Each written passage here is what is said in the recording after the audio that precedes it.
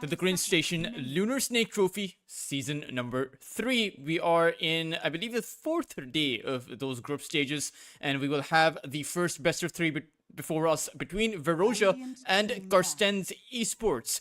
Carstensz Esports, who have been consistent with their roster, you know, Mamang Daya on that mid lane and Azor on that carry position. Meanwhile, you have Veroja, who are playing with some notable names: CJ, Pota, Vomi, and Juju. We have seen both of these teams play before. Veroja is a new squad, but at the same time, their players have been competing with each other. So there is that. You'll have Nature's Prophet to start things off with. A very strong pick coming out from the side of Carstensz very early on. Of course, the Nature's Prophet, whenever we do see it, it is mostly always a first pick, and it does seem like it's going to be on that carry position. I'm saying that because you have an Ogre Magi, so just that Bloodlust coming in, that nearly plus 100 attack speed buff for that Nature's Prophet, it does seem to be incredibly strong. And Veroja, they go for the Silencer, but I think it should be a core pick coming out now. I think you need to ideally reveal some core hero. Although you can go for that Disruptor still. Just against that Nature's Prophet is pretty good because you can drop that Static Storm on top of wherever that Nature's Prophet teleports in. But you still have some other options available for the pool if you want to be going for a support hero. Maybe go for the Snapfire. A hero that, for those of you who have been watching TI, has just been doing incredibly well on that position 4 role, right? Synergizes very well with a lot of offlane heroes, but no, it is going to be a Tusk on that position 4 role. And again, Tusk is also similarly a very strong position 4 hero, a very aggressive one if you want to be playing with a bit of tempo in that laning phase. Haven't exactly seen Tusk too much. We have seen Tusk here and there, of course, but Veroja, they're going to go for that Storm Spirit, and that's actually going to open up the option for Carstensz to go for that Disruptor right now if they want to. They have the Ogre Magi, so the only problem is that you're going to have 2 heroes who are best on that position 5 role. Disruptor isn't exactly a hero that's super great on that position 4 role. Neither is that Ogre Magi, because remember, learning curve facet, you're going to be pretty useless for the first minute or 2 in that laning phase, but super strong against that Storm Spirit, right? Just dropping down that Static Storm, that Silence comes in, holding that Storm Spirit down, and you can take him out. But I wonder if Carstensz will go for it. No, they will actually go for a Spirit hero of their own. It is going to be that Ember Spirit that comes out from the side of Carstensz, obviously, of course, going to be played by Mamang Daya, and this will mean that it will be a carry Nature's Prophet. 10 seconds remaining. Let's I do think that despite of Ogre and Disruptor not being ideal position for heroes, they should be going for it, right? Because there's no other hard counter to the Storm. Now you can go for something like a Shadow Shaman, which is a good position for hero, or maybe even the Lion, just for that instant cost time hex on that Storm Spirit, and maybe through that you can disable him down. Radiant team pick. Yep. We see the Lion coming out, so they're not prioritizing the Shadow Shaman, and the only difference between the Shadow Shaman and the Lion is that ultimate, right? Shadow Shaman's ultimate is great for pushing, but Lion's ultimate is actually great for taking out heroes. The Finger of Death, just absurd amounts of magical damage, particularly early on when you are going to be looking to create some tempo against the Storm Spirit. And not to mention, you can't exactly use the Global Silence to disable Lion's Finger of Death because it just comes out. It just happens so quick that the Global Silence is only going to be there perhaps after the Finger of Death has been used. Ooh, that's a strong pick. I wonder if that is inspired by, Extreme Gaming played yesterday, and they did come out with that Anti-Mage. I believe it was in that 3rd game, right, that Extreme Gaming played. Or maybe it was that 2nd game. I can't remember. It was too many hype games, but we did see that Anti-Mage coming out. We did see what that late game potential of that Anti-Mage is. Now, of course, it is a bit different because that's the highest competitive level of Dota. This is the tier 2 to tier 3 scene, but at least Veroja will have the Storm Spirit and the Anti-Mage together, right? So Carstensz can't go for it. Carstensz, ideally, I mean, they already had their carry, and maybe this Storm is able to create the space for the Anti-Mage to continue to farm up and become big, because once you have that Abyssal Blade, once you hit that timing, right, all of the heroes on Carstensz are going to be vulnerable, are going to be easy pickings. You take a look at the Nature's Prophet, the Ember, the Lion, and if within the duration of that Abyssal Blade, you lose so much mana to that Anti-Mage that when the Mana Void comes out, that is going to be dishing out a huge nuke that you may not be able to come out from. At the same time, if Veroja are unable to build up that tempo, are unable to have that strong anti-mage game, then we all know how that ends up, right? You have a Nature's Prophet who is going to be buffed, mind you. We spoke about the Bloodlust. So that Nature's Prophet, if you get to that Hex, if you get to that huge damage output, Satanic, and a Daedalus maybe up online for him, I don't think that Veroja will be able to fight, because the Hex is such a great item this game. They already have a natural Hex, but having the item too, I mean, the Storm, easy pick off. The Anti-Mage, easy pick off. And you have that global potential coming in with that Lion, right? The teleportation that can follow up with a Lion who is inside of a smoke, who is trying to find a pick off, is that is a scary. That is something that concerns me for Veroja. I mean, there's no Dawnbreaker available. It is banned out by Carstensz, so they don't have a global hero to bring in the save for anyone that is stuck, anyone that gets caught out. But it is going to be the offlane pick for Veroja. Axe, Mars, Timber, Dawn, all heroes that have been banned out. The Lycan is available. If you want to be just chasing down after that Ogre Magi or even that Lion, just disable their ability to enter those team fights by throwing all of your creeps on top of them. But Veroja, they're going to go for a Slordar, so they'll have the Corrosive Haze, a nice bit of pick-off boost, coupled up with the Tusk's tag team and the Storm Spirit zap in for that follow-up. You have the potential to actually take out most of Carstens's heroes, because there's not a whole lot of tank available, right? The Ogre Magi, sure, he is beefy, but isn't exactly going to be a high priority target. I mean, you jump on the Lion, pummel him down. You can even jump on that Ember Spirit or jump on that Nature's Prophet. You have so much instant follow-up coming in on Veroja, right? The Storm Spirit zap in, the Silencer global silence to make sure that Carstensz don't have much time to react. Or even if they have the time to react, there's not going to be a situation where you can actually do anything about it. So Veroja, they may be starting off those team fights 4v5.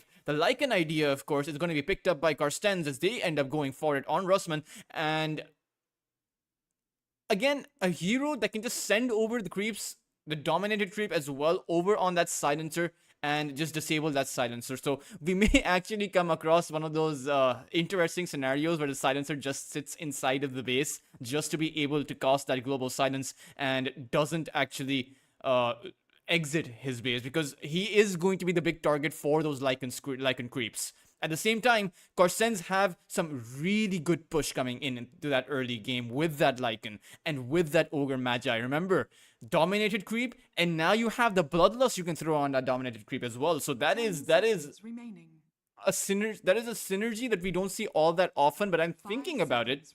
And 100 attack speed buff, nearly 100, right? Attack speed buff on top of the dominated creep. Remember, if it's an ancient creep, that will melt towers so incredibly quick that we may even see WTD prioritize maximizing that Bloodlust skill early on over perhaps the Fire Blast. You'll still maximize the Ignite, of course, but maybe after that you go for the Bloodlust maximization instead of the Fire Blast, simply because of how much it enables your pushing potential. You also have Azor on that Nature's Prophet, who does push out incredibly well himself. This is going to be an interesting one between both of these two sides.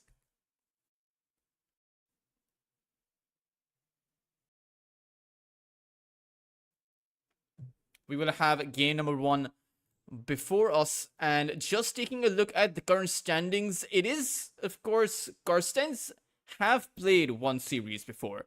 It was a debut match against Interactive Philippines, where they did end up losing against Interactive Philippines 2-1. So they should be looking to actually secure this game instead of losing out to Veroja. Of course, the idea is that you want to be winning out on every single one of these series, but there's not a whole lot of chances that you have. Guys, I will just have to restart my Dota client because there is a double cursor on here, so I do think that it is bugged just a little bit. But do give me about 10 to 15 seconds. I will be back with this game. Don't go anywhere.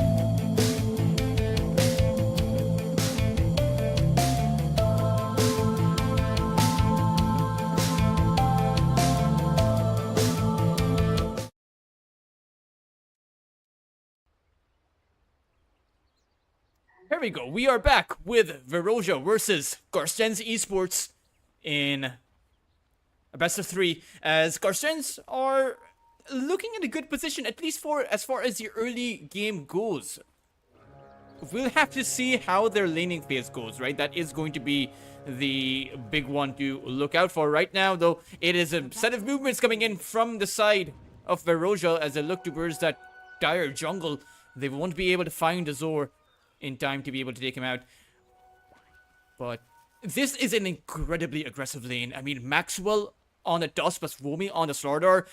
He has gone for the tag team facet, and if anyone, if a single hero is caught out, if Azor isn't able to keep his distance, and he should be able to, because the Sprout does help him provide a bit of a buffer between himself and the opposing side that wants to be charging in, then he can keep himself safe. But if he is not able to do that, he is going to fall on that interest profit time and time again. There's not a whole lot that WGD can do, especially considering the fact that you have that snowball coming in. So that Sprout, even though it is normally a good buffer, is not going to be as good this time around. And you can even dodge out the ignites that are going to be coming out by using that snowball. So you can actually use that ignite as a sort of setup for yourself, because WGD will only have 2 spells available, right? Just going to be the ignite, and it's going to be the fire blast that he can dish out to stop a push or stop some kind of aggression coming out. So I do expect at least a few kills. That is one of the win conditions. Remember, it is a 4 protect 1 draft on the side of Veroja, so they will want to be creating space for their anti-mage early on, and that means they need to find pickoffs on the other sides of the map. They can't do it on their safe lane, so they will have to do it on their mid lane or maybe on their top lane, because getting kills on that Ember is pretty difficult once he has those remnants up. For now, both of these mid laners are pretty much neck and neck even. Pota versus Mamang Daya is doing kind of okay. Mamang Daya has 9 CS, Pota has 8, so we will see an even mid lane matchup. It is a battle of the spirits, of course. And there's not really a whole lot that either one can do. Of course, Mamang Dayan should be a bit careful. He will take quite a bit of flak, but he has chosen to skill up his Flame Guard. It is at that level 2 mark, so it does require about 2 static remnants to take out, coupled up with the Overlord. Or Overload, not Overlord. Overload. But he does have a bottle, so he will be able to rejuvenate himself using the water runes. Shard attempt. Potentially a shard attempt. Was thrown out by Maxwell. He's looking to secure this courier, but it's actually over the safe lane of Veroja. They were able to get the kill on towards that lion. Surprising that one happened. I think the lion just may have wandered himself onto a tricky position. And now that I'm actually looking at this lane from Carstensz, there's nothing the lion can actually do to prevent the lion from falling down. Once he gets slowed in by that arcane curse and MB doesn't actually have a spell to use, as CJ can just stack up the hits on that lion and just easily take him down. Not to mention, you'll even have the third ability, the counter spell, coming about. So you can essentially reverse the hex that comes out if you're quick enough with it. Or if you actually anticipate it in advance, right? You can't actually react to the hex. It is an instant cost time ability. Over on the top end, WTD very aggressively pushing himself forward. Has the Ignite now online. Oh, Maxwell? He finds the shard block on towards WTD, who does also receive a blood grenade. And with the tag team coming in, it seems like they might have enough damage, but there's the Sprout coming in from Azor, and Vomi simply will fall. He underestimated his survivability in this lane, and Maxwell is the next target in danger. This Tusk, can he end up surviving? Azor throws out another Sprout, not actually catching Maxwell or bringing him back, giving Azor the ability to take down the second hero on this top side. And it does seem like WTD is going to end up sacrificing himself, but I think the experience went the way of Vomi there. So a slight miscalculation coming out by Carstensz, but I think it should be alright, I suppose. They did get 2 kills. Oh, Rusman is now in the one in danger. He can't actually escape from this position. The lion, though, he's trying to turn it back, and CJ will be forced to blink out, giving the space to Rusman to survive here. And now with the Ogre Magi coming about, there's that Fire Blast, and Juju is going to end up falling. Nothing the Silencer can do, and Membi found the Impale. WTD trying to go push CJ back as far as he can, maybe even potentially able to get a kill onto her CJ. The Fire Blast goes out, so does the Ignite. There is no counter spell, and this Anti-Mage is potentially going to just end up taking out to that Ignite. Very well done by WTD with his rotation. Carstensz off to a phenomenal start. Able to take down the 2 heroes on their top side, able to take down the 2 heroes on their bot side. But with WTD revealing himself on that bot lane, that's going to give the green signal for Veroja to make their way on towards Azor. The Nature's Prophet will be the trade out of all of this. So Veroja able to find themselves something in return for what was appearing to be a massacre for their side lanes. Vota will just walk back to the fountain. Coincidentally, in a pretty good time, because the lion was looking for that for any kind of an opening. But you have the zap available. The ball lightning is there. Do they have enough damage to actually take out Rusman? He is so tanky. Both of these heroes have about 1000 HP, so it's not exactly an easy kill on either one of these heroes. Radiant's middle tower is under attack.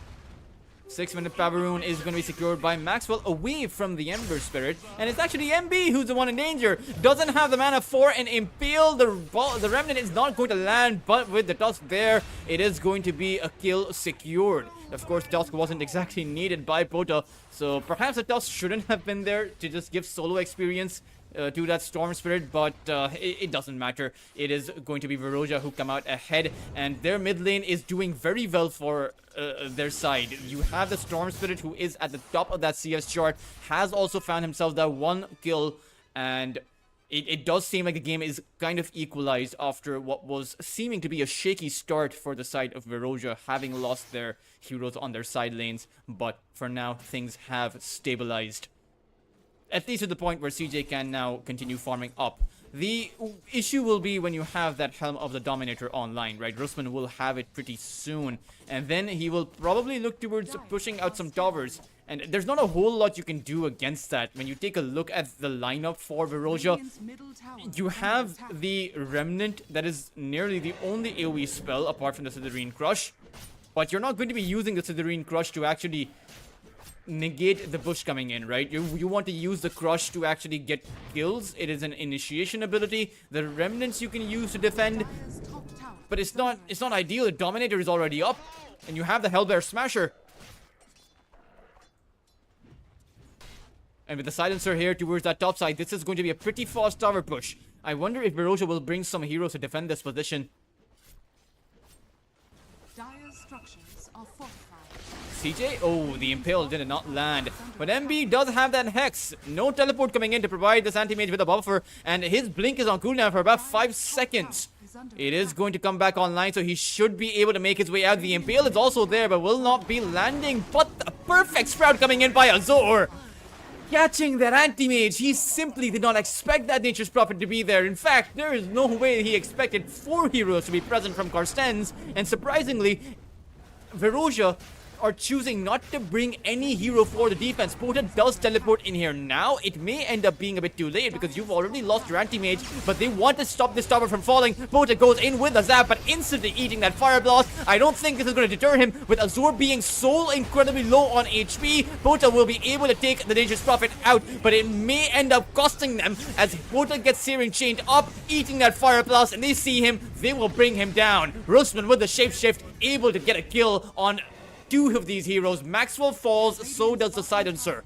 And this is a bit of a disaster for the side of Veroja. Sure, they took down Azor, but they're going to lose 3 heroes. They're going to lose their tower for it. They don't have the TPs. None of them do. 3 of them teleported inside of this lane. Oh, Vomi, no. He was a bit too late to the party. This is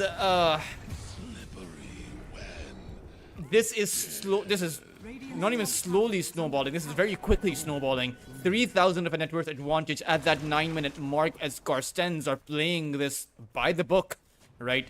Just have that Lycan creep up and just push down these towers.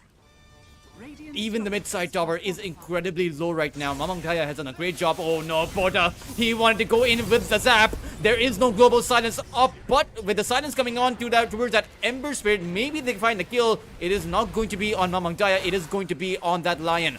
He will end up taking out. Pota will find that kill. So Veroja able to bring in the numbers this time around.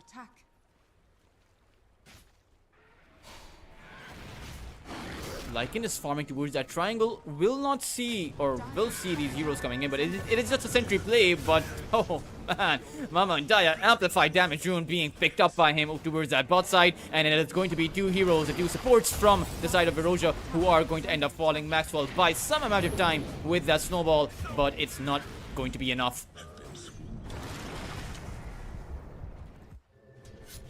CJ has his Dominator for himself as well and wants to be taking down the tower. Will be able to do so, but MB is going to come in with the Impale, with the Hex. The Fire Blast is at the ready. Do they have enough damage, or will he be able to get the Blink out? CJ won't be able to. He will end up dying. And Mamang Daya now on a killing spree. Carstensz are simply just running at these lanes and able to find kills. The one good thing from all of this for Veroja is the fact that they were able to take a tier 1 top tower down towards that top side. So they have been able to create some kind of space. I'm just wondering if it is going to be enough though.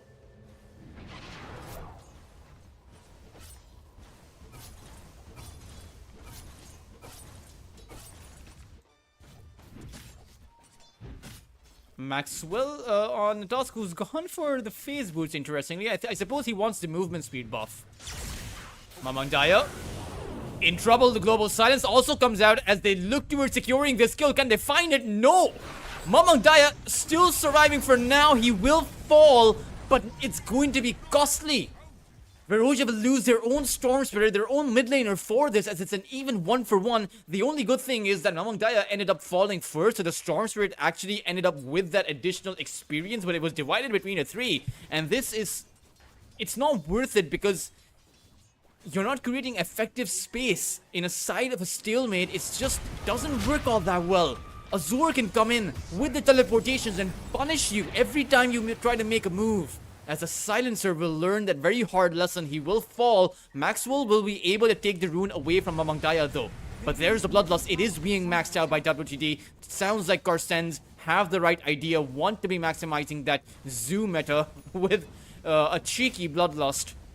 And surprising that, you know, this is the first time I'm actually seeing the Bloodlust with the Dom setup. And what's surprising to me is that it hasn't come out in TI as far as I know, as far as the games that I've seen go. Maybe it does today, who knows? Who knows, guys? As I remember one of the panelists, you know, over there, they were mentioning that this is a TI which doesn't actually have an S tier meta. Sure, you have a Zoom meta, but when you were looking at the Extreme Gaming series, there was not a single dominator after that 40-minute mark against Bedboom. So it was a bit of a stalemate until Extreme Gaming came out ahead. So there is no... the Dom meta is really good, but it's not the one-size-fits-all meta that it was initially in the group stages. There are still ways to play without the Zoo meta, still ways to play around it as well. Maxwell in trouble, but will keep himself safe, has the Walrus Punch, and you do have the level 6s up. Unfortunately, they need to bring in so many resources in order to deter Carstensz from this kind of a push. Pota will go in. Global Silence will come out as they look towards securing the kill on that Ogre Magi. He will end up falling, but Rusman has already found the kill on towards Womi, and they weren't even able to take the Ogre Magi down. Now they make a play on towards MB, but even that kill is not going to happen. Veroja, they're going to lose 3 heroes for nothing. As Juju will be the last casualty of that fight, and Rusman will just simply walk on over for the objective, which is what he wanted, and simply happy to contest all of these teleports that are coming in that are seemingly a bit desperate right now. And he simply goes on it, and look at the Bloodlust Dragon. Look at him go. Oh man, the dragon model size is to the point where it feels like a Dragon Knight. He has the Ancient Black Dragon has about 178 damage with the Bloodlust. A 65 attack speed increase. This is insanity. Oh man, MB is the one in danger with the Zap coming in. They thought they could find a cheeky kill on towards CJ, but it's just not going to happen this time around. The Anti-Mage is going to be coming out ahead. Pota will grab the double kill, but it's the Anti-Mage who will share in that gold and experience. Mamang Daya though, oh no, this is a dangerous situation. CJ is searing chained, and he will fall to the nature's wrath. Carstensz, as soon as Carstensz are punished, they still find the consolation prize. And it's a pretty big consolation prize. Because they lost 2 supports, but you took down the opposing side's carry. And that is simply a big loss for Veroja, as they're faced up against a 6,000 net worth disadvantage rather, and the Anti-Mage is nowhere near the Battle Fury. It's going to be a very late one for him, but Pota will be able to grab the kill on that Silencer, and Rusman, who activated the Shapeshift, it seems like it might not be the most valuable of Shapeshifts, but he seems to be just charging on forward. 4 heroes from Veroja are simply just running away from this. You always have that +1 coming about, which is Azure, but for the most part, it was just Rusman running at them. Perhaps they thought that Rusman had backup, had the Ember Spirit, or had the Ogre Magi, but they weren't anywhere near them. Maybe they should have contested that while they could, and not given a free shapeshift kill. But now it's towards that top side once again. CJ he probably will be able to escape. It's just a simple blink out, but he can't show himself back into this lane. With WGD appearing here, it doesn't seem like he will be showing himself. And it does have the frost armor buff, right? It is very significant because that frost armor, it gives you 5 bonus armor as well as an attack speed and movement speed slow for whoever attacks you. Ooh. Pota, again, time and time again. I mean, Pota's trying his best on this storm and is doing a pretty good job at it. Has the Witchblade up, has 6 kills up on that Storm Spirit, and he even has 2 assists and only 2 deaths against a lineup that can that has heavy disables on their side. Maxwell will be the trade-off though. Seems like both teams here are trying to play pretty quick, but it's Carstensz who seem to be playing just a bit faster compared to the Radiant side. Vomi now has a Blink Dagger, and maybe if you're able to blink in, crush Carstensz, Storm Spirit zaps in as well, and you can use that Global Silence, that is plenty of time to actually take out that Nature's Prophet and take out that Ember Spirit. The only question is, can they actually come out with that kind of synergy though? Because there's a lot that can go wrong with a 3-man sequence. The Global Silence is the easiest one of those sequences. Of course, all Juju has to do is press that one button. But it's that communication that needs to be on point if you want to be going in for those kills. Because if anything goes wrong, Carstensz can punish you severely. Lion heavy disables. The Ogre Magi can come in with some DPS and a disable of his own. And not to mention, Mamang Daya has the Searing Chain. So things can go horribly wrong if you can't find the right initiation. If you can't find the right setup. The tier 1 tower towards the bot side will fall, and it seems like it's going to be an Aegis push. Carstensz want that early objective for themselves, and it doesn't really seem like anyone can contest this. You can go for a sneaky play, try to go for a zap in and steal the Aegis from under Carstensz, but doesn't seem like they are going to be going for this, even if they have an idea. Their heroes are simply not in the position. Not to mention, even if you were to teleport towards this outpost, there is an observer ward planted by Carstensz, so they will be able to see you coming and will be able to take you down unless you come in with a smoke. Womi doesn't have anyone nearby, but neither do Carstensz. The Lion doesn't have the space there to find that kill. Has the Blink Dagger at the ready. But I think that Azor was just a bit too quick with that teleportation. Should have held it to allow that Lion to come in. CJ now does have the Battle Fury up. So if Veroja are able to create space for the next, I would say 10 minutes, CJ can become a valuable factor to try and counter out Carstensz. But they are going to take space very quickly across this map. I mean, this tower just melts. The tier 2 glyph will be activated, but Rusman's creep doesn't take any damage. It has 3000 HP. This creep has more HP than the lineup on Carstensz. How does he have 20 armor? Assault, sure, the armor is increased by 5 with that assault queries, but how? 7 armor, so 12 armor at the back of those items. It is scary. This ancient black dragon seems to be the most important target, and now they've even rebranded these creeps as creep heroes, right? So you can you can very much give this creep the importance of a hero itself as spells. It's like we're watching a 5v6, guys, with the Ogre Magi who has that level 4 in that Bloodlust, so 100 attacks, so around 80 bonus attack speed, 12% movement speed of a buff. You have those armor buffs coming in. It is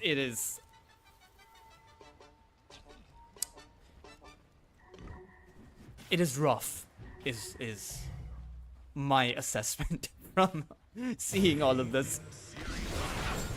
Another Finger of Death, another easy kill being found. That Finger of Death is just so difficult to contest, and you can see why Carstensz chose to go for the Lion instead of that Shadow Shaman. It was because they knew their push would be there. They wanted a pick-off potential. Dire's bottom tower. Tier 2 towers now almost having all been cleared up. All but one, that tier 2 tower towards that bot side, but that's going to be easy pickings as well. You still do have the Aegis for an entire 2 minutes. Azor, Mjolnir, Hurricane Pike. And it seems like it's not even that tier 2 towards that bot side that they're interested in. They want to perhaps go towards that high ground. But so far, they are taking their sweet time with this. And Veroja, they don't have the anti-mage that can fight right now. You don't have that Manta style up. So you can't actually break away from those shackles. If you get stunned and disabled, you will end up falling. Now it's towards that high ground siege. Let's see what kind of force Veroja are able to come out with. As it's very difficult. You do have the instant initiations. The BKB is now built up on that Slardar. You have the global silence, but if you want to go in, the time has to be now.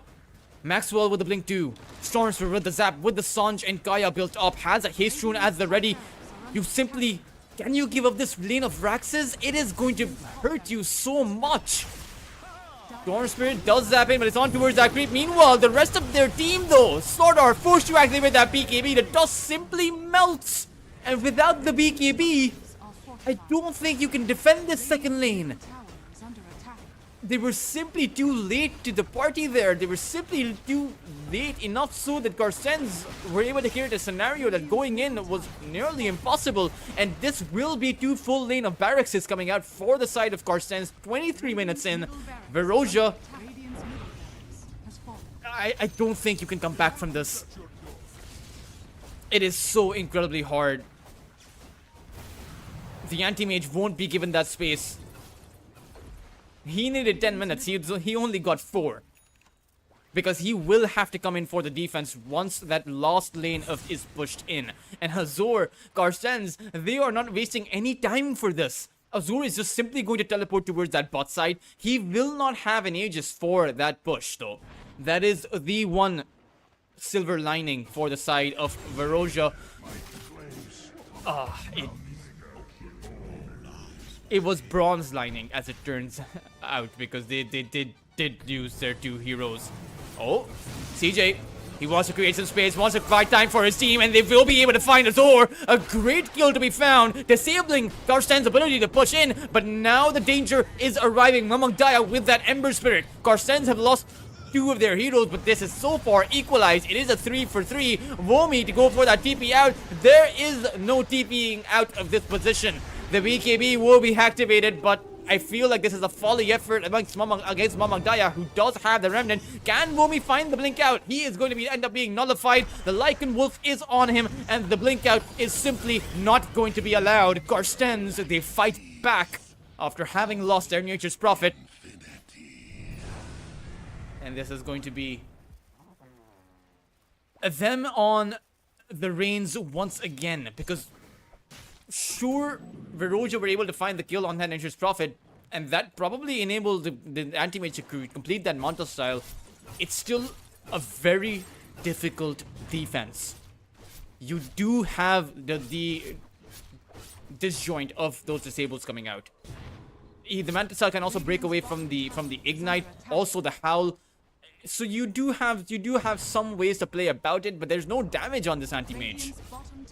There's no way to lock someone down in the midst of all of this chaos, in the midst of all of these creeps. They just will simply overwhelm you. Dire's top tower is under attack. Now a bloodlusted Nature's Prophet, a bloodlusted Ancient Black Dragon on that last lane of barracks. As Veroja, they don't have any more options. They simply do not have a choice. They are going to go in on towards Azor. They find the right initiations. They might be able to take him down. Azor falls, but Mamang Daya simply able to fight back. As Veroja, they have already lost 2 of their heroes. CJ finds the blink away, and the Storm Spirit also finds the zap out. But they are losing their barracks right now. These fall incredibly quickly. Storm Spirit, having recovered on that mana, really needs to be going in. 26 minutes and Mega Creep is simply something you can't fight against, but it seems like they will not be allowed to do so. Pota simply unable to come to the aid of that anti-mage, and the rest of Veroja will end up collapsing CJ to go for that buyback, but I don't think there is coming back into this game. I think that it's simply going to be over. There isn't anyone that can defend against Mega Creeps right now. Storm Spirit is going to end up getting nullified, hexed up, fire blasted, and just blown up from the side of Carstensz as Bota calls GG. There is nothing you could do against the strong push coming out. They identified the weakness of Veroja. They saw the anti-mage and they went for that last pick Lycan.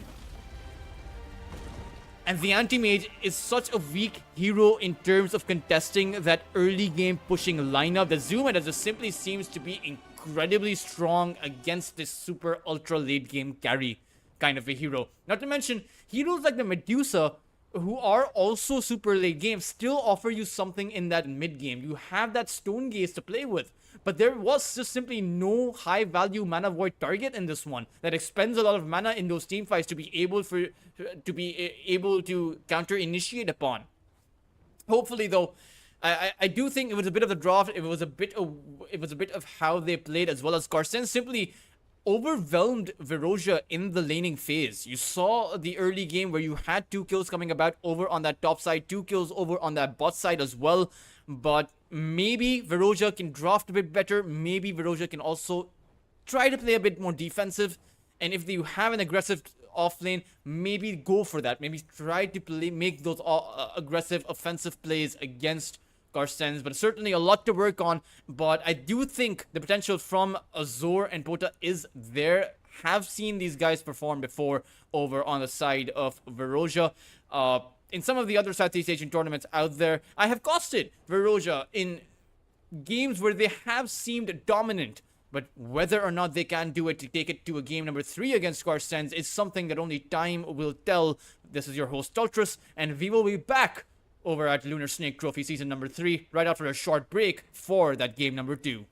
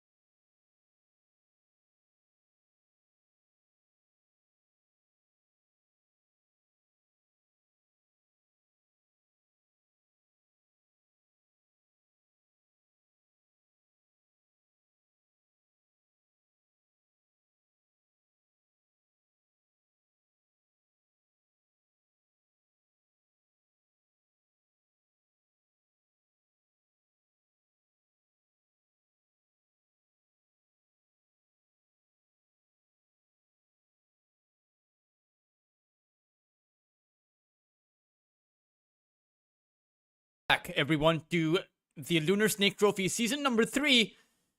And we have a best of 3 between Veroja and Carstensz before us. Interestingly, Veroja, 10 they picked an seconds anti-mage as their 4th pick.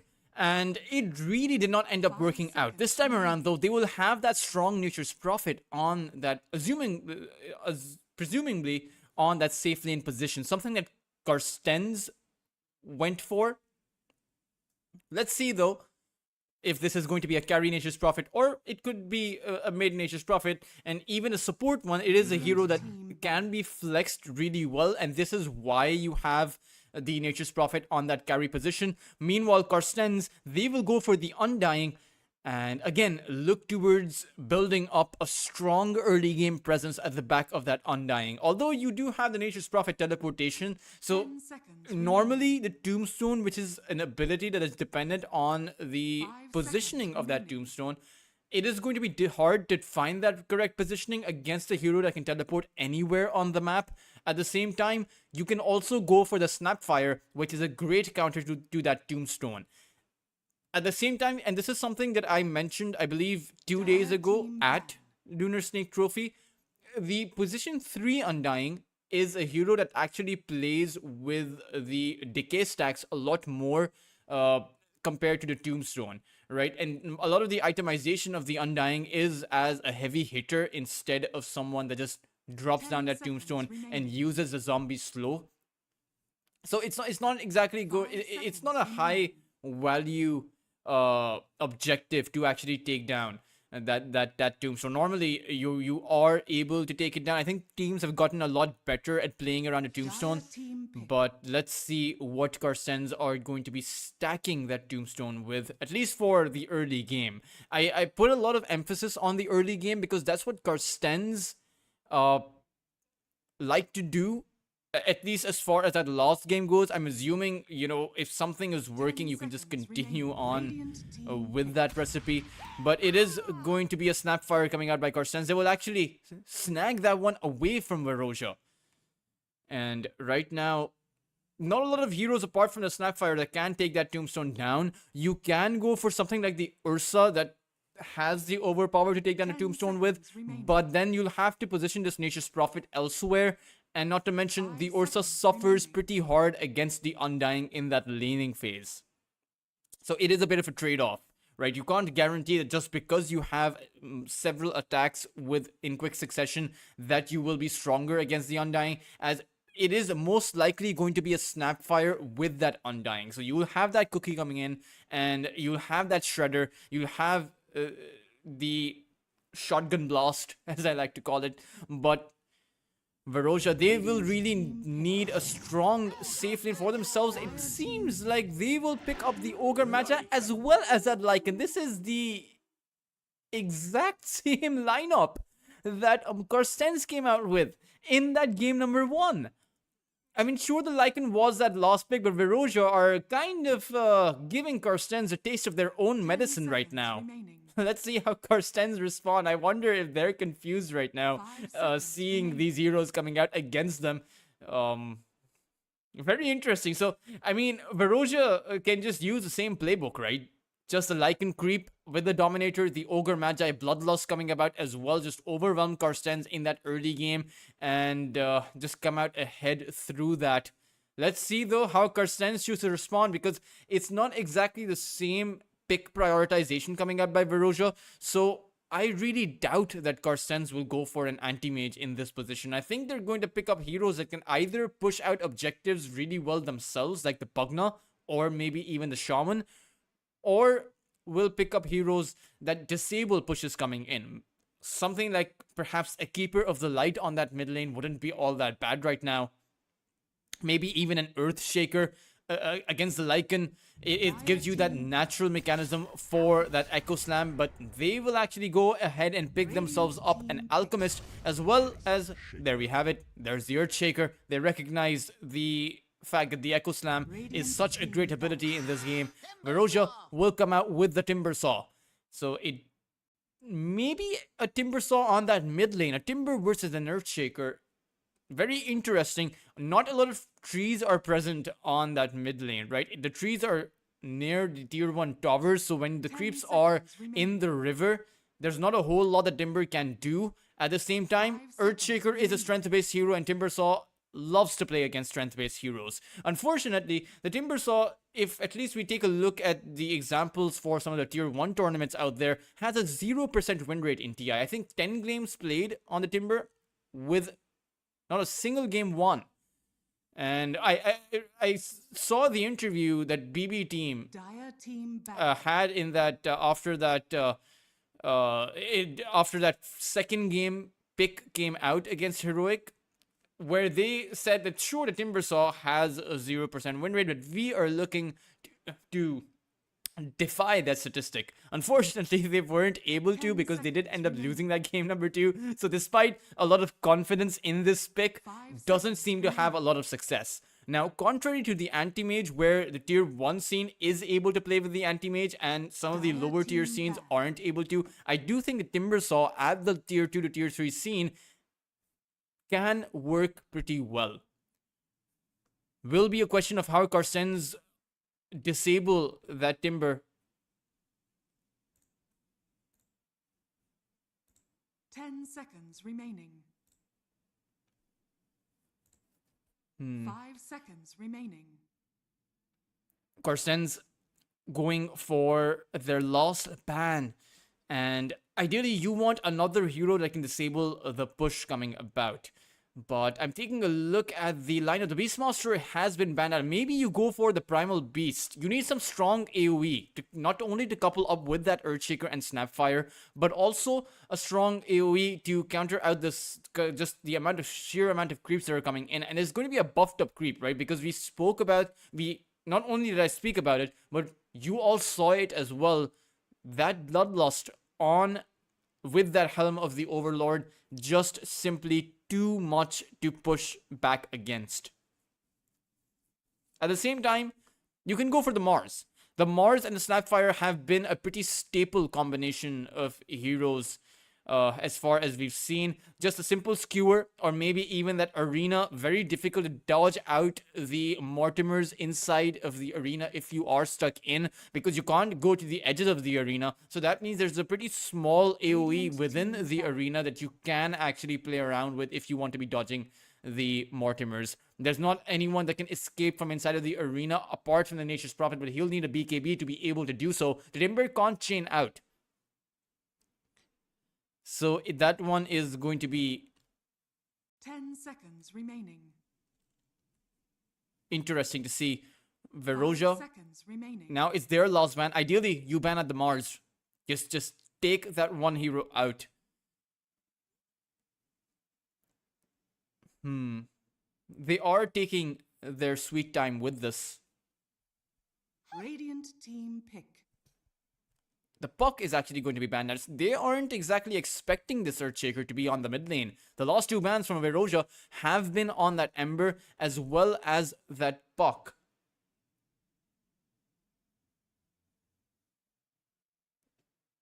Ten seconds remaining. Last pick coming about from the side 5 of seconds Veroja. remaining. Dire team pick.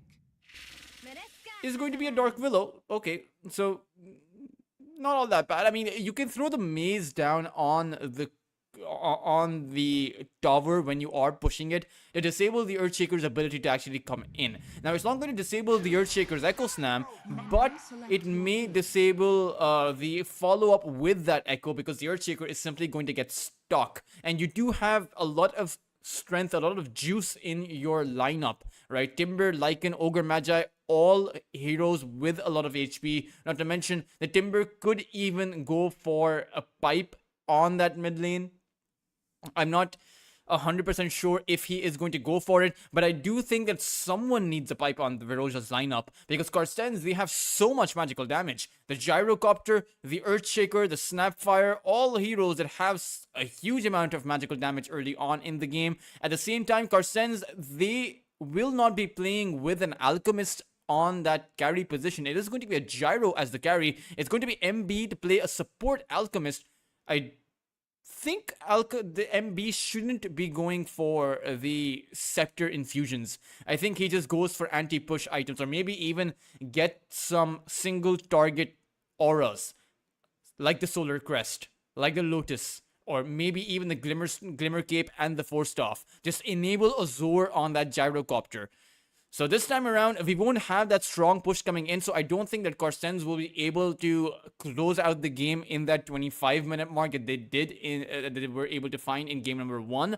I do think that this may end up going late. However, at the same time, Veroja have the capacity to actually end this game early with some very strong push coming in at the back of Vomi and that Ogre Magi's Bloodlust, CJ on that Nature's Prophet, and in order to punish that push, you will have to execute, or rather pull in a lot of resources that can get punished by this Timbersaw and this Willow. So it's going to be a game where the counter initiations are going to be key for Veroja, particularly if they want to keep themselves in this game, take it to a game number 3. But for now, this is going to be game number 2 on our screens between Veroja and Carstensz over at Lunar Snake Trophy.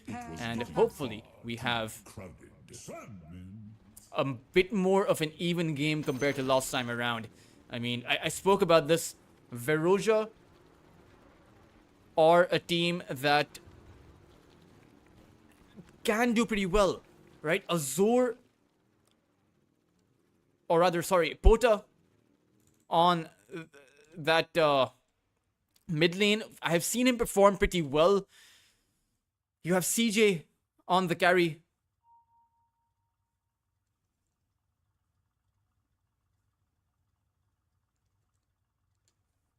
Players that have performed pretty good in the past as far as some of the other tier 2 to tier 3 tournaments go. I was actually just taking a look at the Prince Station season number 2. Carstensz ended up making it to that top 4 position. Meanwhile, you did have Protocol 20. That was a team in which Pota was in. I think DB was in here, in there as well.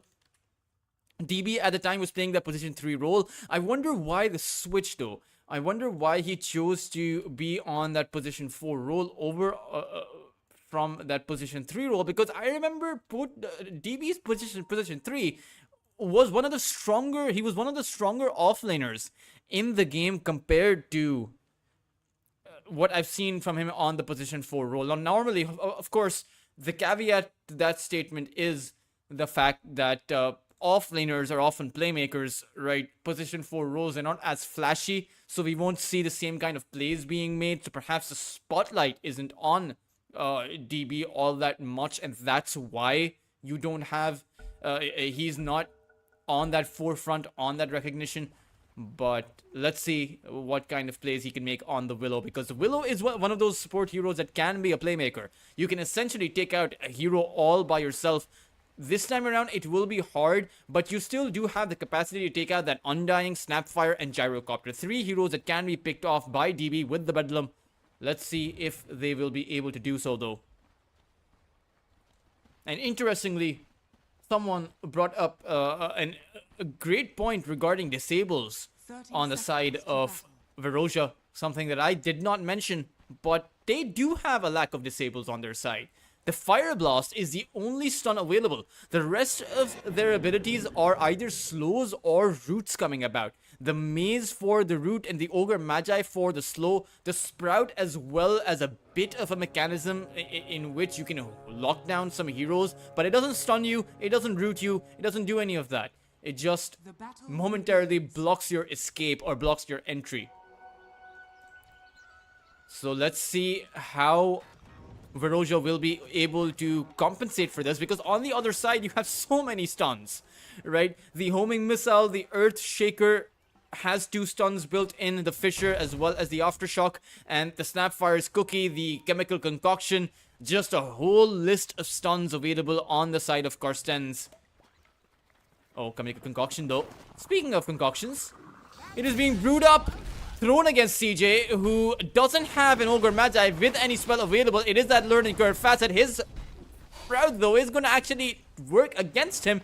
And CJ, he will probably end up falling. One more hit. It is going to be that concoction once again being brewed up, being thrown out as MP finds the first blood against CJ. And the Nature's Prophet will be the one to fall. And once again, it is Carstensz off to a great start in game number 2. And you have to consolidate yourselves on the side of Veroja. You can't give away too many of these kills. I know it's just one kill, but the reason I say that is because you will constantly have the concoctions coming about on this off lane, and Rusman is super tanky on that Earthshaker, has significant amounts of damage to be dishing out with that Fissure as well as that Aftershock. At the same time though, I think Veroja will be doing fine once Juju has that learning curve facet kicking in. It does do so now, so has the 2 points available in that Ignite and can push back at Rusman. The concoction though, still being charged up. Not thrown against the Ogre, it's actually thrown against CJ. They want to bring this Nature's Prophet down as low as they can at the back of these spells before they make their move in. Oh, this is interesting. This Mamang Daya on a Snapfire mid. Did not see this one coming. I saw the Earthshaker and the Undying on the offlane, but it just didn't register to me that the Earthshaker wasn't on that mid lane. It's actually going to be a Mamang Daya special. I say that, but I haven't exactly seen Mamang Daya play with a hero like the Snapfire on the mid lane. I haven't exactly seen the Snapfire on the mid lane, in all fairness, apart from my pubs. Sure, it's high immortal pubs, but it's I don't know. Now, one of the things though that the Snapfire does do against the Timber is that Shredder coming in. Does do a whole bunch of damage, and the Snapfire is actually a great hero on that mid lane. And once you have a lot of levels coming about, you can actually do pretty decently against Pota on that Timber. Maybe even do better compared to that Earthshaker. But let's see. Mamang Daya right now is at the top of that CS chart at 16 lost hits, and Pota is struggling on that Timbersaw to be able to make anything happen. Simply, every time he goes in for that Whirling Death, he ends up eating so many of these spells. He loses about 300 to 400 HP, and this won't get any better as Mamang Daya's spells will only get stronger as time goes on. Both of these heroes do have the bottle though. Oh, towards that bot side. Rusman ended up falling inside of his own tier 1 tower. Another Sprout. Juju has the Fire Blast at the ready. Do they want to be going in? No. Turns out they have a lot of creeps though, so they can put out a lot of damage, a lot of pressure on this tier 1 tower. It will lose about 300 of its HP, or 339 HP. But Rusman is back, so I think the Nature's Prophet will also back off.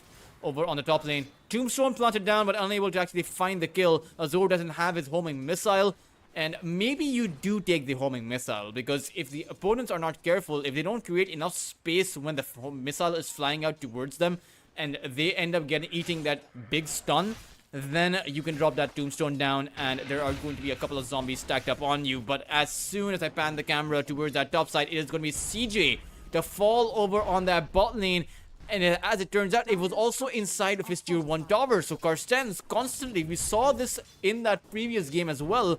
Every time that Veroja are able to get a kill for themselves, Carstensz find a response, find a return kill within moments of their death. It is towards that mid lane. MB coming in with that concoction. Pota stunned down. Doesn't have the Timber Chain available. And this means that he will end up falling. But Mamang Daya didn't go for the chase. I think they thought that Pota would have that Timber Chain, so he would have been able to escape. But he was so incredibly low on that Timbersaw. You could have dove inside of that tower. There was no Whirling Death available. Pota had no bottle charges, no wand charges. There was simply no making it out for that Timbersaw. But I suppose pushing him back to that fountain was also something. 6-minute Power Rune is approaching. Let's see if there's going to be a few support rotations. Oh, Mortimer's flying out. Bota doesn't have the chain available to escape. He's gonna end up falling to Mamang Daya. MB to pick up the experience from that kill, and Mamang Daya simply recognizing the lack of that chain from that timber saw, playing it to perfection, and actually he landed those Mortimers pretty well as well. Sure, the timber wasn't actually juking very well.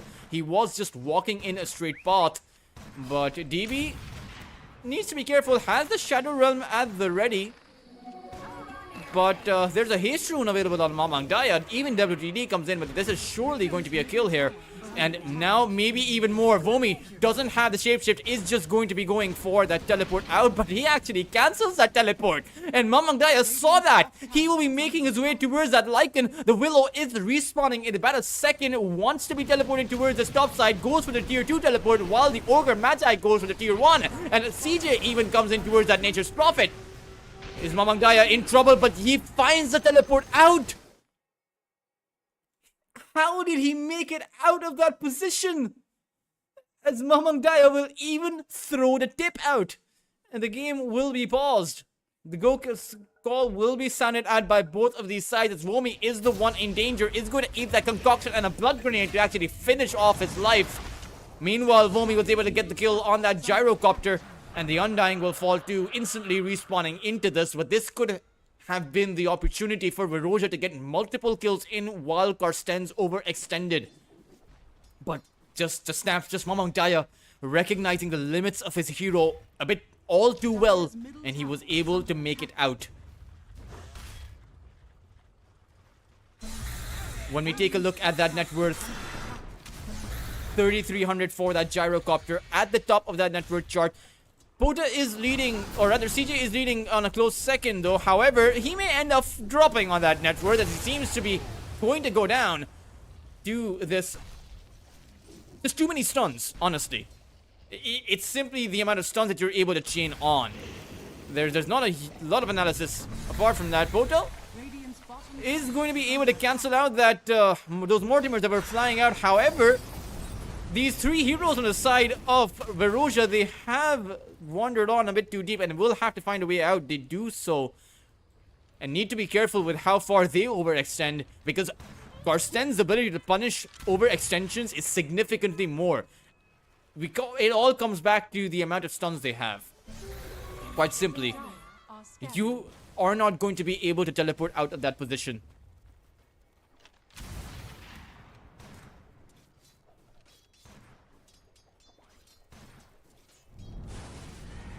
Tower pretty low. There is no Snapfire cookie, so there is at least one stun not available for them. No homing missile. These abilities will be up shortly for the side of Carstensz, so they will achieve some power spikes in the form of additional disables. Meanwhile, you have the Helm of the Dominator online for Vomi, so he should be looking to pressure this tier 1 tower towards the top side, which has not taken a single point of damage. It is at 100% HP. Vomi activates the shapeshift. He sees the gyrocopter, but there's no stun available. He's just going to teleport out. Maybe you should have gotten yourself a Dark Troll Summoner for that route if you wanted to be going for a kill like that. But at the same time, this shapeshift should enable them to take down this tier 1 tower towards this top side. Ideally, bring the wolves in, but Juju with the Bloodlust should look towards leveling that Bloodlust up, or just skilling it to the max, similar to how Carstensz did it. But Mamang Daya being here on this top side with WTD means this push has come to an end. At the same time, the Timber Bota tries to dish out damage towards the mid-side tower, so Veroja are constantly trying to pressure these objectives while they can. It is a bit hard, because if you are caught in pushing a tower and Rusman is allowed to teleport in, he can just throw down that Echo Snam and you won't have a way out of that position.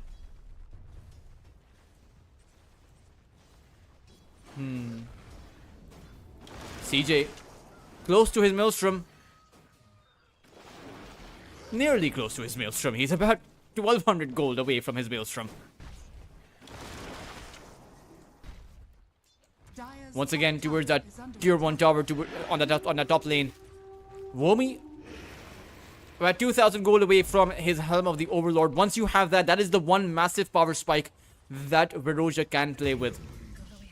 But Mamang Daya just seems to be doing a bit too well on that Snapfire, able to find all of these kills. Dire's top tower is under attack. 3-0 and 1 now, and will pressure this mid-side tower.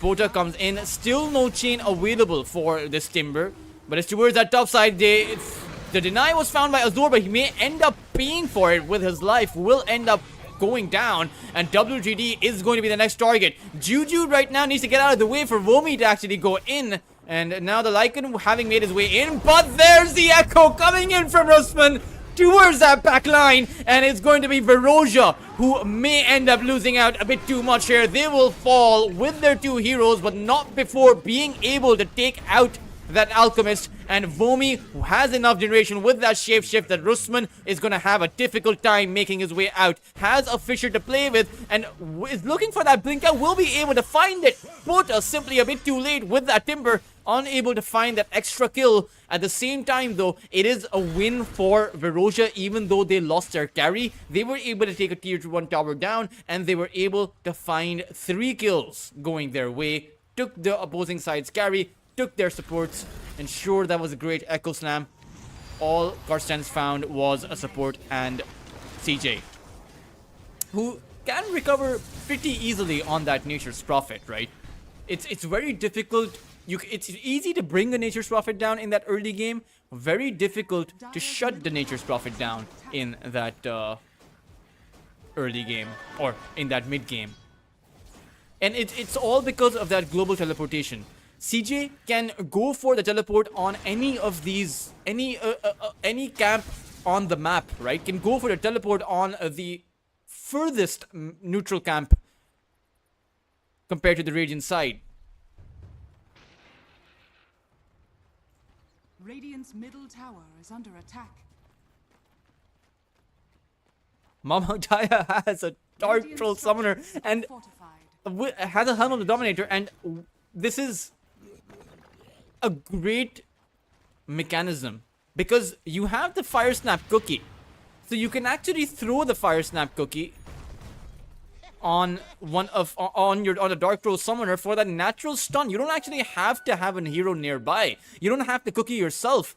You can just use it on the creep hero, on the Dark Troll Summoner, to create that stun, to create that follow-up for yourself.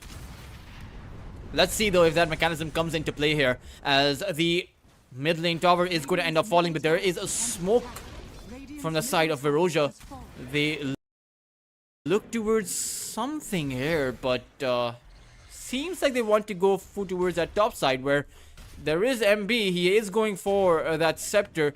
DB's smoke is going to pop away, but MB is activated his concoction. He is going to end up eating that self-stun, and that is going to actually give the opening for Veroja to move on in, take the Alchemist down. Pota finds it with that Whirling Death as a simple and easy kill being found by them. Radiant's bottom tower is under attack.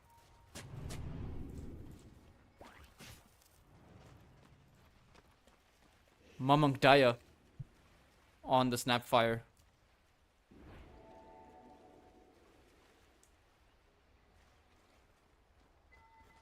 With an Arcane Rune.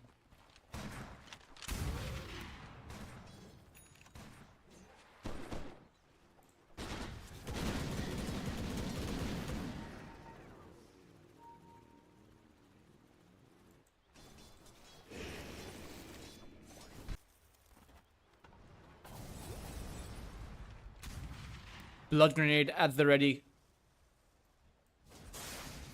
But I wonder who the first scepter is going to go towards. Maybe the Snapfire, but maybe it's just a gyrocopter, right? Oh yeah, it definitely should just go towards the gyrocopter. Just infuse 4,000 net worth inside of that gyrocopter. He will have that side gunner, has the Yasha, has the Chrysalis, but over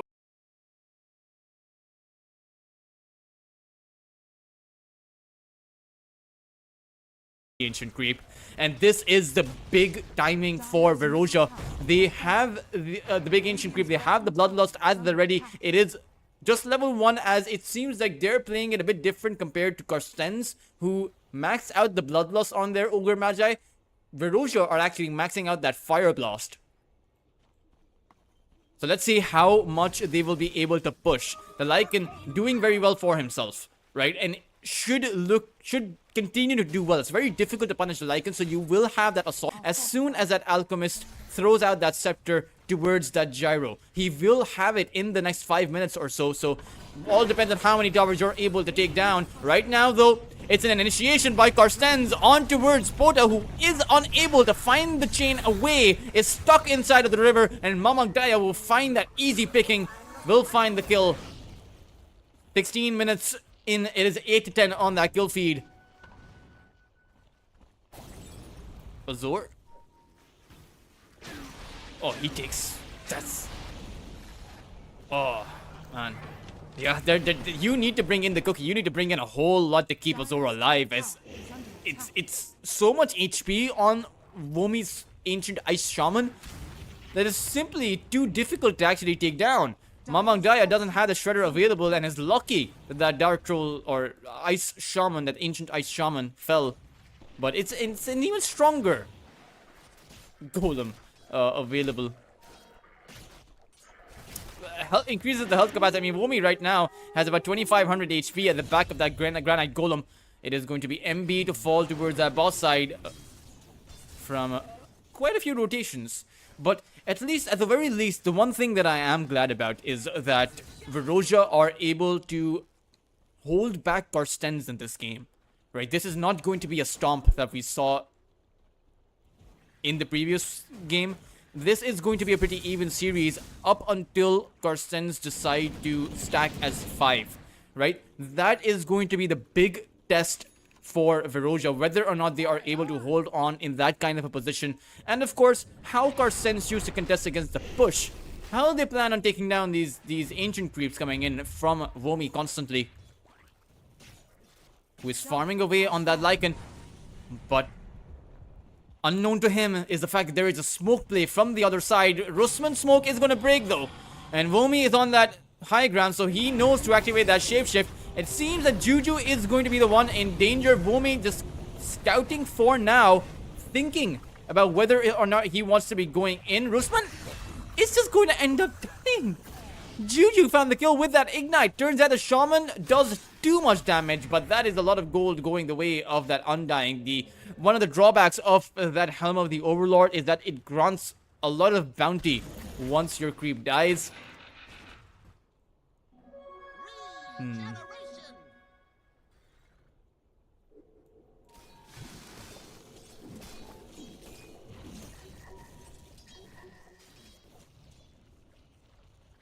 Pota now has a Blink Dagger and goes in. Azor will just melt. As MB, he wasn't even able to respond fast enough. The chemical concoction needs some time to be brewed up. That will give Veroja the opening to make some pressure on actually able to take the tier 1 tower towards the bot side down. Opening up space around the map, disabling the opponent's gyrocopter. They are hitting the mark, hitting the nail on its head. And so far, so good for their side. I mean, Mamagdaya doesn't have a solid item up. I mean, sure, he has had the Dominator, so he has been farming up. But it's now going for an Aghanim Scepter for himself. Surprising item. I would have expected something like a Desolator to be coming about, because that is the one item that we normally see on Snapfires on that mid position. Oh, MB. Very close to his Aghanims, but it's going to be pushed further out as he will end up falling here near his tier 2. And now is about 300 gold away from his Aghanims. He wants to be building that one up for his Gyrocopter, who will have a BKB up soon. But it's the 2 cores from the side of Veroja who are doing incredibly well.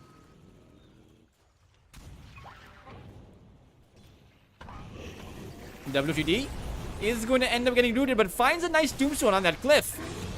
He will still fall as Rusman goes for that Echo Slam. Will be able to find that easy kill. But Juju, they have used the 1 stun, but it's going to be enough with Pota using that Blink Dagger and the Whirling Death. The Ancient Creep has been taken down, but Vomi is inside of that shapeshift, and CJ comes in with that Nature's Prophet. Azor will melt. Pota will be able to make its way out, escaping the Mortimers that were flying in. Mamang Daya finds a nice fire snap cookie towards that high ground, but it's Carstensz who are looking a bit shaky. Or maybe it is the fact that Veroja are playing this super well. CJ now towards the bot lane. Oh, has the Hurricane Bite and will dish out the hits towards Mamang Daya, picking up that mega kill streak. A huge bounty being found by the Nature's Prophet, as Veroja are now up 7,000 net worth. And it turns out that Carstensz are crumbling against the pressure here, unable to fight back. And when you take a look at their lineup, they have to contend with a Lycan on that front line, running at you with in that shapeshift. They have to contend with an Ancient Grape running at their heroes, and there is simply no way to make it to that Nature's Prophet towards that backline. The Alchemist has given their scepter over, gets that scepter away. It is to that gyrocopter, bringing his net worth back to the top, nearly the top of that net worth chart. He is neck and neck even with that Nature's Prophet, and now when you have the BKB up, perhaps you can go for some kind of a kill. Or maybe even, perhaps you're going to be able to contest Veroja a bit better, who have an entire Aegis to play with and an Assault Cuirass. This is everything coming online for Veroja, and they can push those tier 2s right now. This is the timing to do so. What they can make happen in these next 5 minutes is going to be a big determining factor on whether or not they can take this to a game number 3, because high ground is a very difficult objective to grab. MB, though, he didn't actually spot out that Willow. She was in Wisp, and MB will die. Rusman finds the Fisher, and Azur is on that front line. Mama, it turns out there is another synergistic mechanism coming in. That is the fact that you have a dominated creep that you can use with your Snapfire Scepter and just use the gobble up, throw the creep out for that additional Mortimer.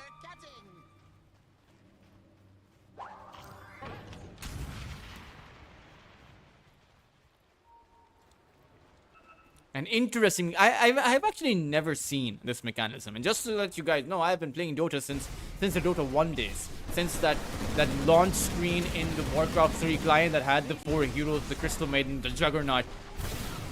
So I spent quite a bit of time, but right now it is time that is a bit of a problem for Carstensz. They will lose out 2 heroes at the back of this Tormentor play. As CJ simply, all he needs to do is find a teleport inside. He has the Aegis, so it's very difficult to contest this Nature's Prophet. And there's just no response. CJ doesn't have the damage output, doesn't have the survivability. Despite of having a Scepter infused in, he needs that Daedalus, needs that Manta style, and then he needs the Satanic. If he can get to those 3 items, maybe they can fight back. But right now, it is just CJ overwhelming the side of Carstensz. It is a 10,000 net worth advantage that they will soon have for themselves. And Pota on that Timber has the Aghanim Scepter, so this is a very difficult game for Carstensz right now. And by all the looks of it, we should be heading into a game number 3. Because just the fact that they have no way to contest, look at this. CJ, he can just teleport wherever he wants, whenever he wants, and take whatever he wants. Dire's bottom tower is under attack. Tier 2 tower towards that bot side. Oh, WTD is just a support, but when you couple up the fact that the Doomstone drops about 200 gold as well, that is a lot of net worth being infused, and MB, even CJ with the blood loss, just simply too much to handle.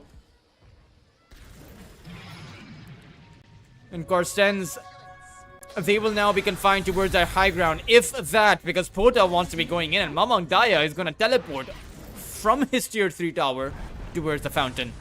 That is the state of the game we're at right now. With the Aegis up, it is going to be Veroja to make their move on that high ground. No way for Carstensz to push out. No way for them to farm up anymore, as the map control will be in favor of Veroja significantly. They have the access to any position on the map that they want. If the gyrocopter gets spotted out, CJ can just teleport on top of him and take the gyrocopter down. Look at this. They throw out the scan. They were even going for the teleport. Oh, Azor. He was scanned out as Boda is gonna go in. Perfect position by that Timber Saw as CJ teleports inside of that fight, and Carstensz there simply collapsing right now. Azor activates that BKB but is unable to fight back. But a nice Echo Slam coming in from Rusman. It's just a bit too late. Carstensz, they will call GG. 26 minutes in. A similar timing to what they were able to do to Veroja. It seems like they received a taste of their own medicine with Veroja coming out with nearly the exact same lineup, apart from 2 different heroes they picked up. But it's that Nature's Prophet, it's that Ogre Magi, and it's that Lycan that both teams should just look to ban out and have a good and clean game. This is like throwing dirty punches towards the other side. It's like you're playing a boxing match, but instead of boxing, you're throwing in the kicks, you're throwing in the headbutts, you're throwing in the body slams. This is. Oh man, this was Veroja fighting back. And I said it in that last game. Veroja are a team that do know how to play phenomenally well. We've seen how well DB plays. We've seen how well Pota plays. It's just finding the right lineup and finding the right openings in that early game, in that mid game. It's consolidating. It's not losing your cool. And this time around, it was enough to overpower Carstensz. But there can only be one victor in this series. Whether or not Carstensz takes it or whether or not Veroja take it is something that we will have to wait a bit to find out. But not exactly too long. We will be back for that third and decisive game after a short break around 2 to 3 minutes. So don't go anywhere, guys. We will be right back for that game number 3.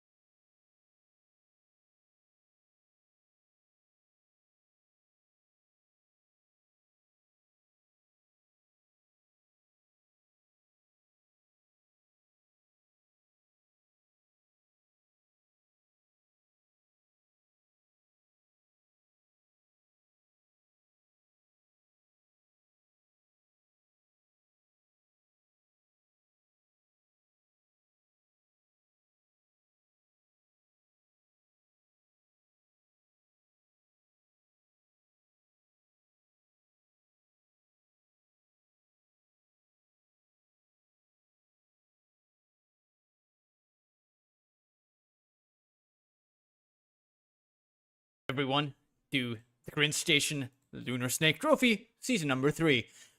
And for those of you who were there in both game number 1 and game number 2, you will realize that Carstensz picked up the Lycan, the Nature's Prophet, and the Ogre Magi, stomped Veroja, but Veroja did the exact same thing to Carstensz in that second game. The Ogre Magi, the Lycan, and the Nature's Prophet just picked those heroes up, played it with the same playbook, and just went on over and stomped Carstensz. But now with the Nature's Prophet being banned out, I wonder though, this is now going to be both of these teams having to play with perhaps that Zoom meta not being that available to that point. Although at the same time, the Lycan is still left in the pool. No, Carstensz will just ban it out, and Veroja will ban out Mamang Dial's Storm Spirit, although you still do have the puck available. Not only that, but you have this silencer to make sure that that puck can't actually be threatened all that much. The Disruptor is a great counter to the spirits, but not a great counter to the puck, as you can simply just phase shift out of there. It is also one of Mamang Daya's favorite heroes to play. He does it with style. Let's see though whether or not they go for that kind of a strategy, because you do have a Batrider against you, so you can get lassoed up and you can get brought down.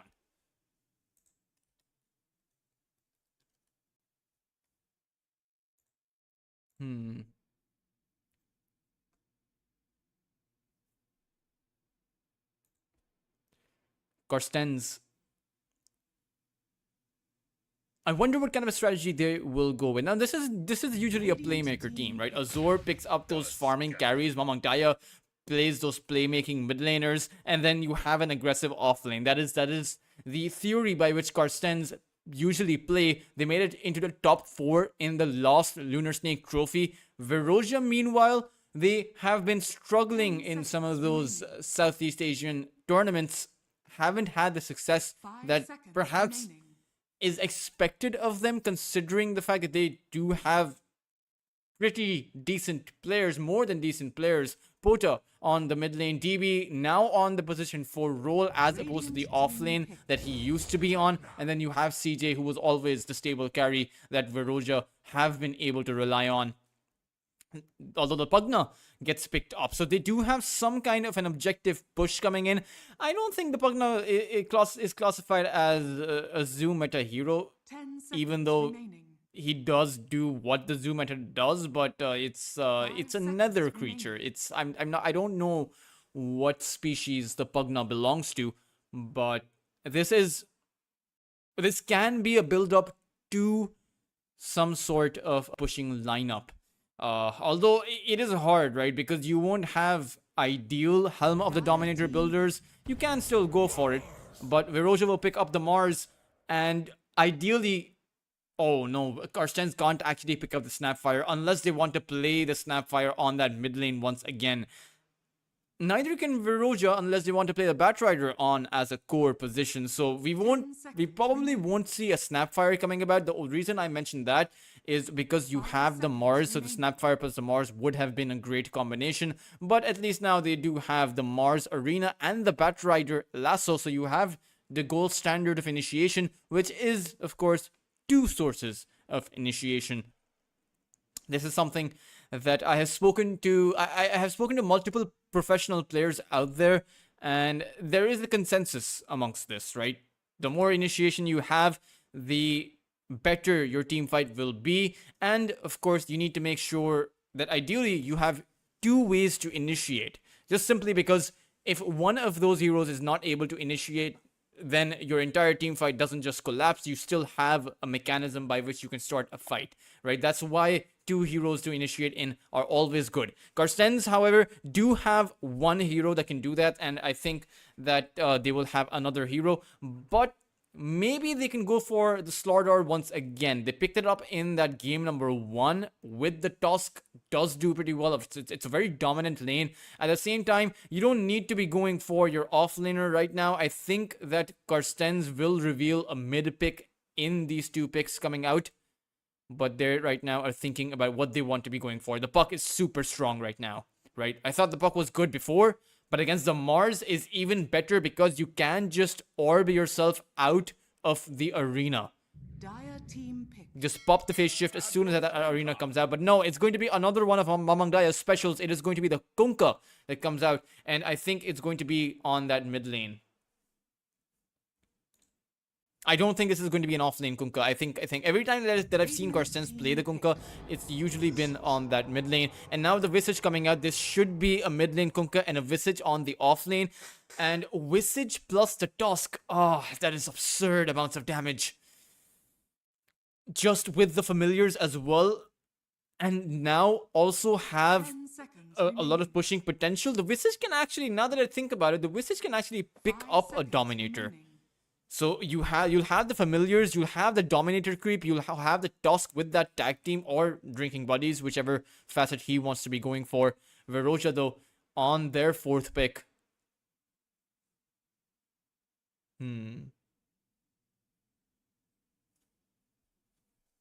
Radiant team ban.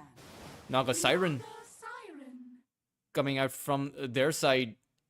Just for that ability to disengage from that team fight. And Naga Siren does do pretty well against the Kunkka. Because you can essentially just wait for Kunkka to throw out his entire combination and just come out with the song. Although, 10 seconds I say that, remaining. but you have a silencer on the other side.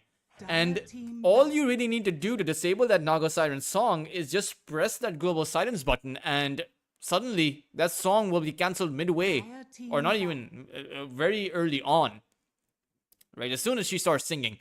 So let's see what the play here is from the side of Veroja. And interestingly, it seems like it's going to be a Naga Siren core unless they want to be playing a Batrider core, which isn't all that great in this game because you have that Kunkka. When the Batrider goes in with the lasso, the ideal scenario is that you have a way to drag a hero away from their team, bring the hero close to your own team to be able to take him down. But when this Batrider goes in, Carstensz can simply go for that X mark on that Batrider and bring the Batrider back. So I wonder which of these heroes is going to be the core. It could very well be the Naga Siren on that core position. The Naga Siren does very well against that Visage. One, the fact that she is a natural Monta style builder, and the other is the fact that you have that ensnare coupled up with your mirror images. You should be able to take the Visage down if you're able to get some farm up. Silencer also falls to the Naga Siren, but let's see. I mean, let's see what the plan here is for Veroja, because the core Naga suffers pretty hard against the Kunkka's Tidebringer. Right, so it's a whole lot of back and forth in this draft that I'm seeing for both of these sides. Veroja will pan out the puck. They don't want to have the possibility of Mamang Daya playing the puck, and they are not sure of whether or not the Carstensz lost pick will be a carry or will be a mid laner, because they banned the Lifestealer as well alongside the puck. Meanwhile, they'll just go for Pota's Timbersaw, a hero that did very well for Veroja in that previous game, as far as the mid game goes, just constantly able to go in, disable the other side, and Pota plays with no fear. That is something that I have noticed about this young mid laner. He just simply, brazenly goes all in, no holds barred, takes out the other side. Carstensz though, they need to bring in a hero that offers some kind of a punishment, but they will actually go for an Alchemist. And I wonder if this is finally going to be, yeah, it is. It is going to finally be an Alchemist on that core position, something that I think that they should have gone with in that game number 2, rather than going for a support Alchemist who doesn't offer all that much apart from the Aghanim Scepter. But at the end of it will be Mamang Daya on that Kunkka, and Carstensz have a pretty good lineup, all things considered. They have the front line, they have the lockdown, they have the global silence to disable the other side from that Song of the Siren, from the lasso, from the arena, from the Timbersaw. So in a situation where Pota chains in and that global silence goes out, Carstensz will have that window of opportunity to take that Timbersaw down. But let's see what Veroja and Carstensz have to offer. The win condition for Veroja is that the Naga Siren is a 4 Protect 1 hero, not the traditional 4 Protect 1 hero, because it's not seen all that often as a carry. It's not even seen all that often as a support. There was a time recently, where the Naga Siren became an extremely strong support hero pick, but that seems to have fallen down. I mean, for Veroja, they need to find the pickoffs. They need to create space for the Naga Siren to come online as the carry. Right? That is the big win condition for them. Meanwhile, you're faced up against an Alchemist, a Grandmaster Alchemist. Or rather, no, it's a Grandmaster Visage. But I believe I've seen Azur play with the Alchemist before. And the Alchemist just simply farms up too quick. Prepare for battle. It's going to be a situation where you'll have a really farmed Alchemist versus a Naga Siren who is still trying to get some items up. So that's going to be that's going to be something to look out for. If the Alchemist becomes too big to handle, the Naga Siren doesn't have those items, then that's a recipe. I mean, you guys can assume what happens then, right?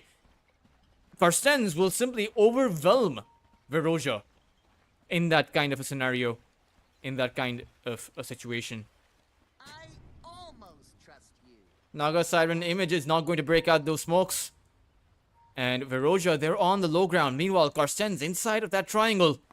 This is the decider game between both of these two sides. 30 And seconds to battle. whoever comes out ahead will win the series. And for Carstensz, they have already lost a series. They played against Interactive Philippines, weren't able to take the win there. And Veroja, for them, this is the first series in Crin Station, Lunar Snake Trophy Season number 3. So if they're able to take the win here, they will be in a good position in the group stage. And this is a team that has not been finding those wins, but certainly a team Begins. that can find those wins, right? That a team that does deserve those wins.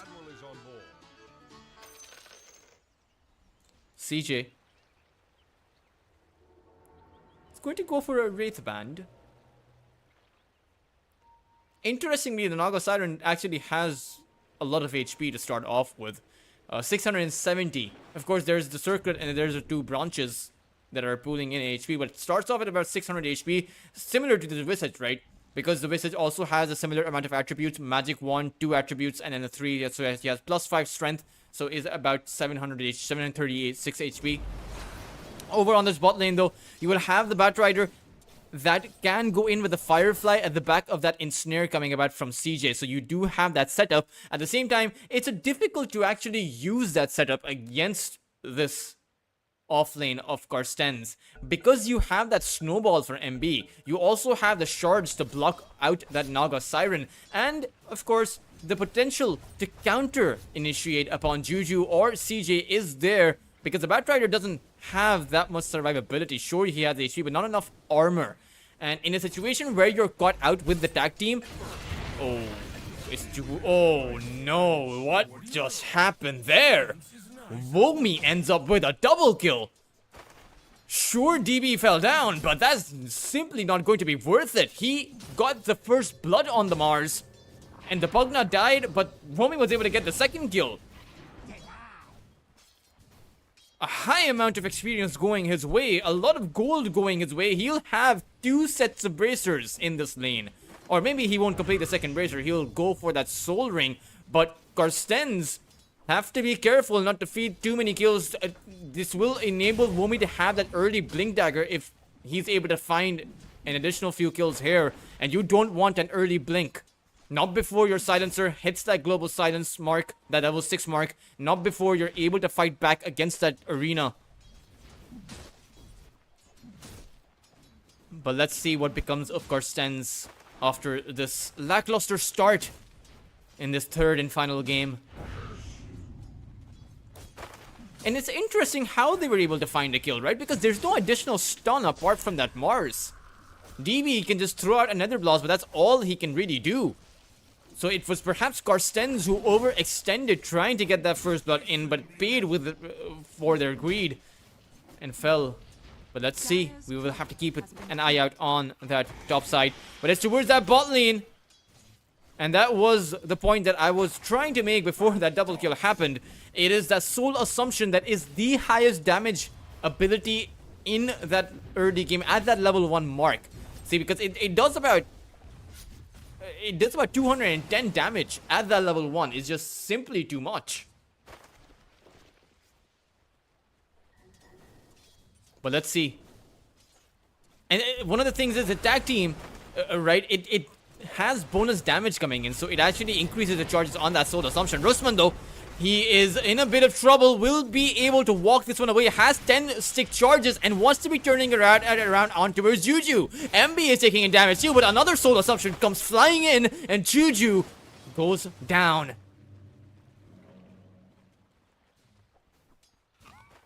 MB able to survive. And it's towards that top side of Azor. Throwing out the bro. It's like, please stop.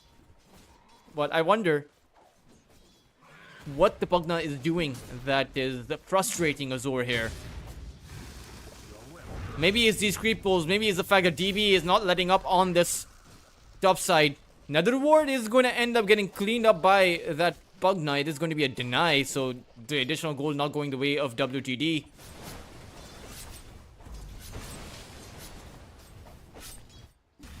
Towards the mid lane, Pota versus Mamang Daya. Haven't been able to focus on this lane, but it is... I mean, it's a strength-based hero on the Kunkka supporter, does damage, but Mamang Daya has that Tidebringer coming in that he can constantly dish out.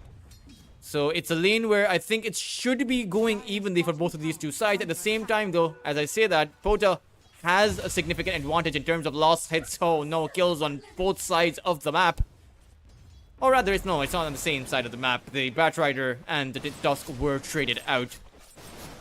In an exchange that favors CJ on this Naga Siren, even finds the courier just casually walking on by. His bottom tower is under attack. Tusk teleporting over here, but it's a Silencer who needs to be careful. Over on the top lane, the Concoction does get thrown out. Azor in trouble now. The Blood Grenade gets thrown out. Another blast to land as well, as Womi will find the killing spree, will find the kill on that Silencer.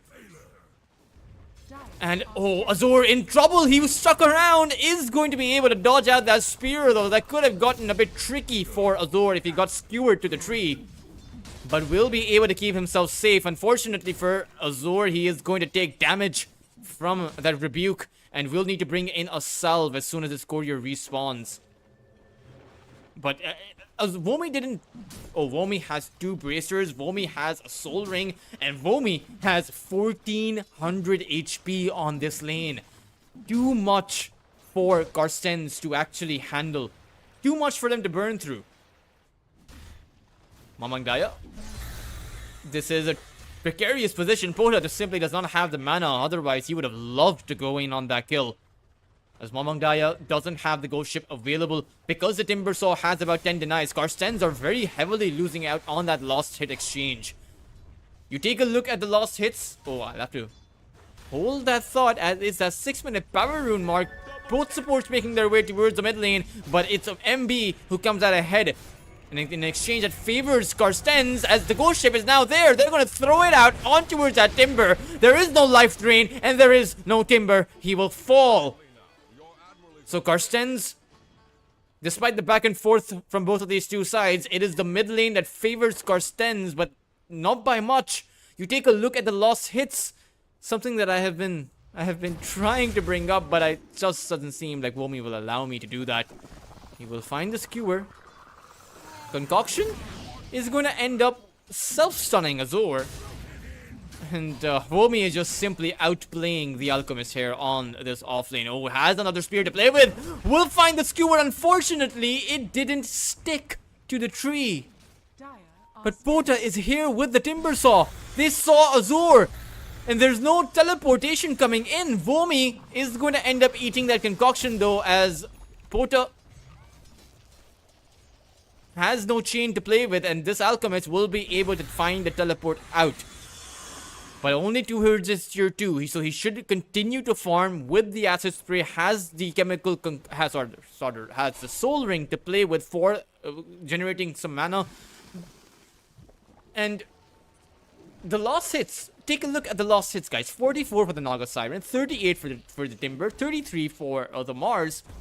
Way too far ahead of Carstensz right now, and you'll see this reflecting in the net worth. 3,400 net worth for the Mars. 3,200 for the Naga Siren, and it's that Visage who is at that near the top of that net worth chart, simply because he was able to find those 2 kills and has not gone down a single time. So he's doing pretty well for himself, and with the familiars up, should be looking to create some space for Carstensz. Radiant's bottom tower is under attack.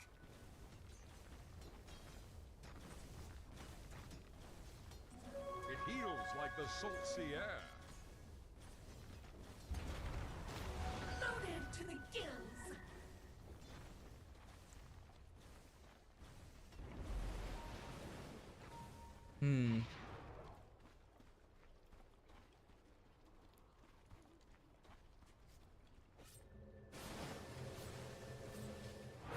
Deco going for the teleport towards that top side of the arena, comes out. Vomi will be playing on the edge of that arena, with Bota coming in with that Timber Saw. Too much damage on towards Azor, needs to find a way out. But with Mamang Daya coming in, wants to find a kill on that Mars, will be able to land that X mark as well as that Ghost Ship and Torrent, and will find the cleanup, a killing spree going the way of Mamang Daya, as perhaps Carstensz look for the chase here. But the Timber Saw is a very difficult target to take down. Juju is going to end up being hit by that snowball, and with Rusman coming in with that soul assumption, Mamang Daya was able to find the cleanup on DB. A lackluster fight for Veroja, but it's space for the Naga Siren at the very least. But Carstensz really needed that exchange, because their heroes were struggling. Mamang Daya is at the bottom of that net worth chart as far as the cores are concerned, but now will be able to find the recovery. His bottom tower is under attack.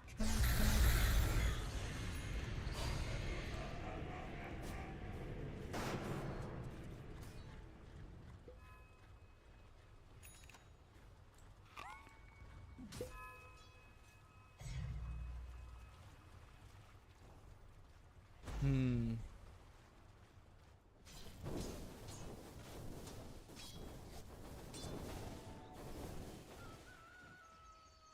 4 and 6. Barely 1,000 net worth of an advantage going the way of the Radiant side, though, and this is surprising, right? Because whenever you have an alchemist in the game, you always you're always going to be faced up with a net worth disadvantage because of the Grievil's greed kicking in. The alchemist just has a natural way to farm up. In this game, however, he is not doing too well for himself. Is under attack.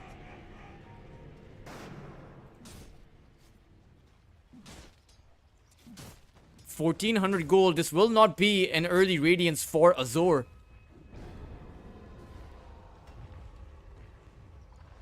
Oh, didn't even go for the wagon. Surprisingly. Perhaps he thought he wouldn't have been able to get it. Mamang Daya. He is being chased. The flame break is going to go out. It's going to sidestep Mamang Daya, but not going to actually bring him back. But the blood grenade is going to be thrown out. I don't think that Veroja will extend towards that triangle. It would be an overextension. And so far, Carstensz have been unable to punish CJ on this Naga Siren, or take him down. CJ is doing very well. Denied. If he is able to continue this with this momentum, he should find the farm to counter out Carstensz when they go and stack up as 5. It's still a bit of a question mark, because you don't know if that will happen. Alchemist, once he has that Radiance, his farming speed is going to accelerate. Mamang Daya, though, he found the X mark, he finds the Ghost Ship, and he finds the Tidebringer. An easy cleanup, an easy kill on DB. Opening up space around the map, building up some pressure on this tier 1 tower, but Bota is just simply going to come in and clean the creeps up. The tower pushing without the Visage is simply non-existent on the side of Carstensz. The Dominator predictably is online for Rusman. Tower is under attack. Dire's top tower. Of course, it is the topside tower that does end up falling for the side of Carstensz. Womi picked it up. And this is a great objective to find, because you are building up map control against an alchemist. This will benefit you greatly as time goes on. They've been able to hold on to all of their tier 1s so far, and they've been able to take down the opposing side's tier 1s. Radiant's bottom tower is under attack. Radiant structures are fortified. Dire's middle tower is under attack. Radiant's bottom tower is under attack. Bot lane. Dire's top The first tower is under attack. Radiant's for bottom Carstensz to go tower down. has fallen. Or first tower Carstensz are able to find. They now have an entry towards that radiant jungle. Perhaps to plant down some vision. They have the observer ward on Deco. You plant down a sentry. Deny the other sentry, so I think they realize that he's there because he denied the sentry. Ooh, Deco wanted to go for a way in. Mamang Daya is also looking for an entry. Finds the X mark. Hasn't thrown out the ghost ship. Pota, this WGD is in such a precarious position on this silencer. Throws out the global silence though, and now Carstensz are looking to turn this around. Can they take DB down? No, the arena comes out from Womi, and the visit is skewered to the wall, and Rusman will still be able to find the kill on DB, but what can the Timbersaw do in this position? Will be able to find at least one trade and chains on forward to find the second, and this Tusk is now ensnared. CJ joins the fight, and that is 3 heroes down on the side of Carstensz, and the 4th, Mamang Daya, no way to actually escape, didn't teleport out while he could, and now it's going to be that final casualty, as there's no way that Pota will allow him to escape. Mamang Daya finds the sidestep away from the Timber, but unable to find the escape. A very nice team fight coming about for the side of Veroja. If they continue with this momentum, not only are they not faced up with a disadvantage against a hero like the Alchemist that naturally generates net worth, they're actually in the lead. Alchemist can't contest against these ancient creatures. Doesn't have the radiance up quite just yet. We'll have it in the next minute or so. So it's a bit of a delayed radiance. This timing for the Alchemist, this would be an average timing for a non-Alchemist to be able to build up a radiance.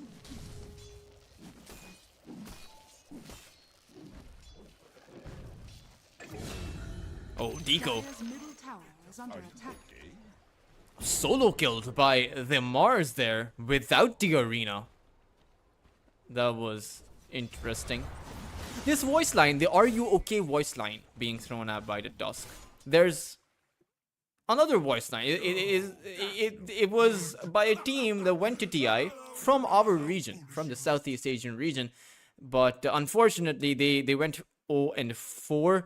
I guess they found it very difficult to handle the amount of pressure that comes on the road to TI.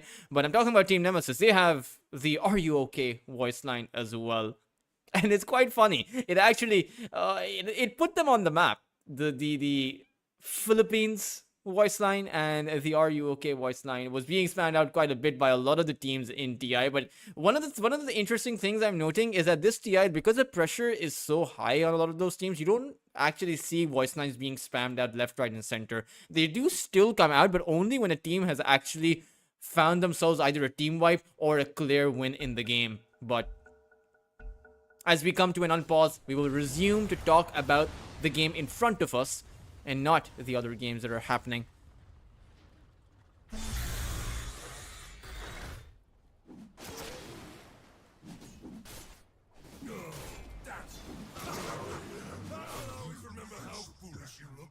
Mamang Daya Dire's middle tower is under attack. now with the Blade Mail. The global silence is back online, and DB looks towards just throwing out the pulses from the Nether Blast just to take down this tier 1 tower, but there's going to be a bit of a pause, another pause, as Juju will need to reconnect into the game. DB does have the Solar Crest available. Pota has the Yasha, or rather, sorry, the Kaya, and is going to be making his way towards the BKB. Wow, CJ has an entire Manta style built up. It's very rare for an Alchemist to be this far behind, or maybe it's CJ who's very far ahead, because 16 minutes in, nearly 10,000 net worth, that's pretty massive. And this Naga Siren will be a force to contend with. I think that Carstensz will be a bit late on their timing, because the Radiance, it came out at a 15-minute mark. Sure, Azure is going for that Blink Dagger, but with the Naga Siren already having that Manta style, this Orchid that will come out from Azure sooner or later is not going to be doing a whole lot against the Naga. Maybe he even skips the Orchid this game and just goes in favor of maybe a Sanjin Yasha, maybe a Manta style, but or maybe some heavy damage dealing items like maybe just gets locked down in the form of that Skull Basher. But still, will be interesting to see how the Alchemist itemizes. It's it's rough. It really is a 4 protect 1 lineup that was never behind, right? That kind of a scenario, we don't have the win rate for that kind of a scenario in Dota, because a 4 protect 1 lineup is something that casters use, but databases don't actually determine lineups and don't actually qualitatively define formations like that. So we don't actually have the win rate or the loss rate for matches like this or for lineups like this. But one thing is for certain, Carstensz are behind, and they will need to find pickoffs. They will need to create some space. You have the Helm of the Dominator. Rusman went for the Boots of Bearing after that.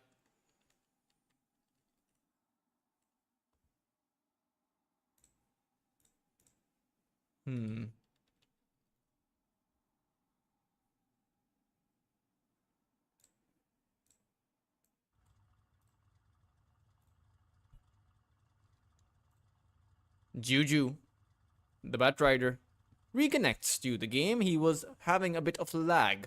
That's alright. Servers probably being prepped up for the final day. X-Mark? It was found on Boda. Meanwhile, a simultaneous initiation from Deco towards the side there, but now all of the attention from Carstensz turns on that Timbersaw as it looked towards taking him down, but the global silence has worn off, and Boda will be able to Timber Chain away. That was an expensive initiation. That was the ghost ship. That was the global silence being committed, as now the song comes out. How many of these heroes will be caught in? It seems like a 2 at the very least. The Tusk is the one in danger. Meanwhile, Womi uses the arena to catch that Kunkka. Can they find the kill, as Mamang Daya is incredibly tanky right now? They can't. They are simply too low. They will have to make their way back, but they will not be allowed to do so. Not Womi. He's going to be sent up into the air. It is a self-use, but the torrent comes out. So does the concoction as they make their way on that Mars, but he is so damn tanky. Has the X mark from the other side though coming in, and that will be a 2 for 2.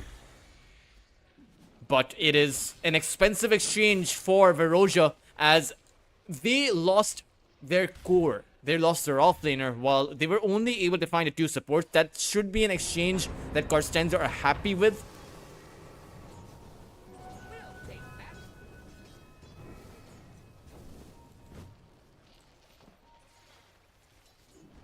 Radiance now, and also the fact that Azure was involved in a few of those kills is going to bring him back, matching the net worth of that Naga Siren.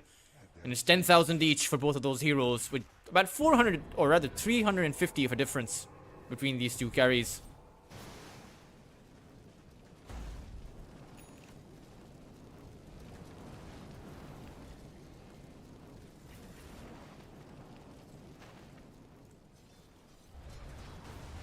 DB with the Solar Crest at the ready.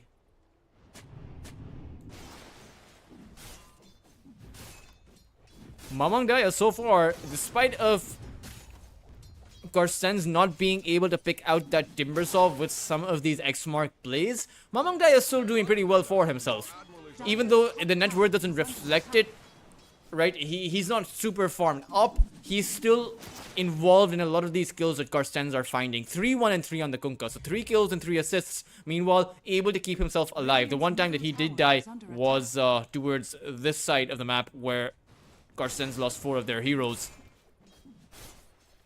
But once you get to that BKB, it doesn't give you farming capacity. So this isn't a game where Kunkka can actually go for that Radiance. This is probably going to be a Shiva Guard kind of a play here from the Kunkka. But CJ has the Orchid now, and with the Orchid coming about, he can essentially just solo kill the Silencer. Can even solo kill the Visage if he actually finds the correct position, or if Rusman finds the wrong position.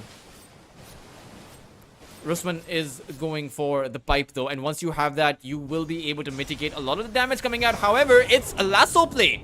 The Global Silence instantly comes out though, buying Mamangdaya the space to make his exit. The Ghost Ship also gets thrown out as Carstensz are pulling in a lot of resources in this position. Rusman's creeps are going to get cleared up, but Azor is going to blink forward, trying to catch that pug that out. Will be able to find that the Batrider also goes down, but now Womi comes in for that counter. With the arena, they found one kill on Deco, but what can they do? Turns out they will have to disengage using CJ's Song of the Siren, but Azor wants to constantly go in. Blinks on top of Pota, who finds a Timber Chain out, and I think that they will disengage. It's going to be Carstensz though, making their move on that tier 1 tower. Radiant structures are fortified. Womi blinks forward, finds the Eus, but I don't think this is a kill you can grab. He is just going to get X-marked and torrented up into the air himself. Juju doesn't have a lasso to play with, but it's actually CJ who found the ensnare, finds the Orchid. The Timbersaw unable to land his spells, at least 4 now. Alchemist throws out the concoction. I think Veroja are committing very hard into this, and this could end up working out bad for them, so they will need to make it their way out.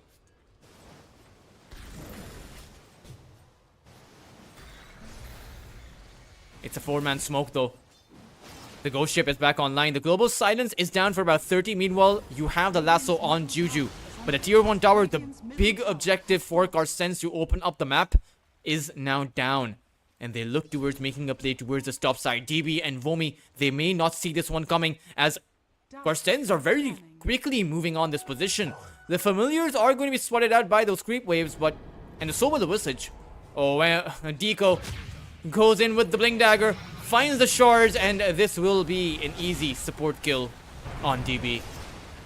Not the worst thing in the world. I think the worst thing would be if Womi got caught out there too, but he will make it out.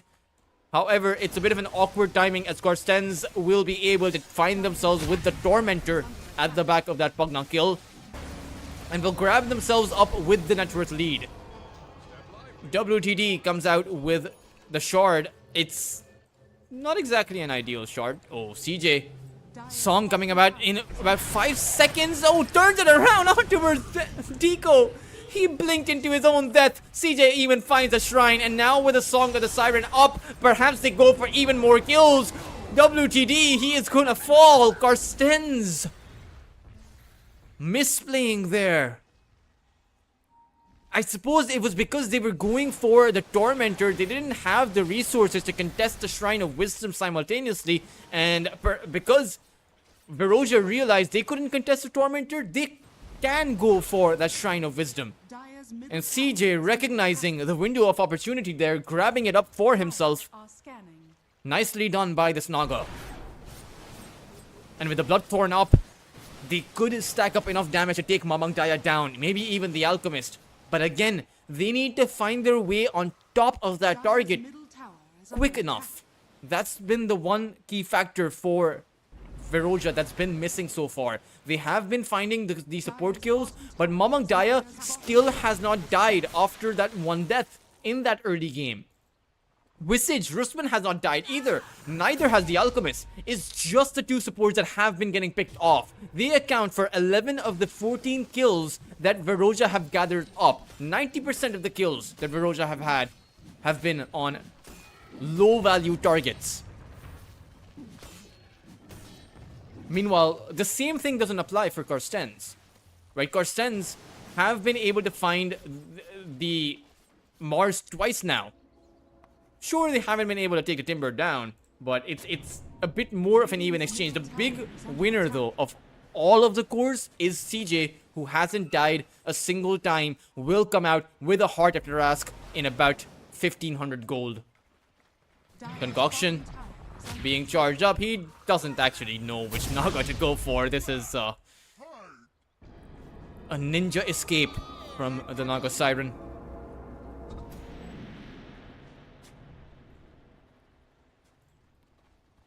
Rusman now going for that Lotus Orb. Not really going for that Scepter. Or that Orchid, surprisingly. I would have expected at least one Orchid to be coming out so that you don't have to expend that Global Silence to counter-initiate. You can hold the Global Silence. Right now, it has to come out very early into the team fight because of how quickly Veroja are able to initiate. But it's Womi, the one who may be in danger. No, Deco actually gets lassoed up and is going to be brought down first. The Global Silence comes out. It's a bit too late to save their Tusk. But maybe they can make a play on that Pugna, who is going to end up falling. There's nowhere to go, really. So overall, a 1-for-1. Mamang Daya. Maybe he could have gone for the X-Mark, but it was on cooldown.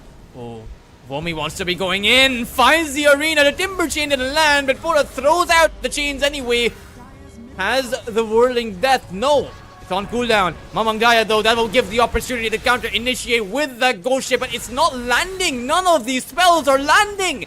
And that means that Veroja will be able to overwhelm Carstensz. The Tusk will end up respawning, but Azur's BKB is running out, and Pota is super tanky on this Timber Sword. It's running at Carstensz and pushing Carstensz back. And CJ with that Heart of Tarask is very difficult to contest with.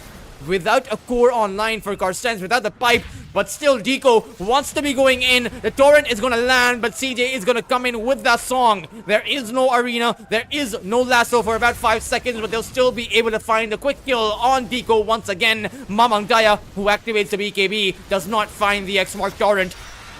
And Pota's gonna go in. There's a lasso. It comes out on the Alchemist. Azur losing out his HP, channeling in the concoction, but it's just going to be skewered to his death. And Carstensz, they will lose this team fight from what was a very extended team fight, but choosing to knock knuckles against Veroja, who are simply too strong right now. And now Carstensz are in danger. This is the red zone. This is very difficult to come back from, because CJ, he simply can't be killed.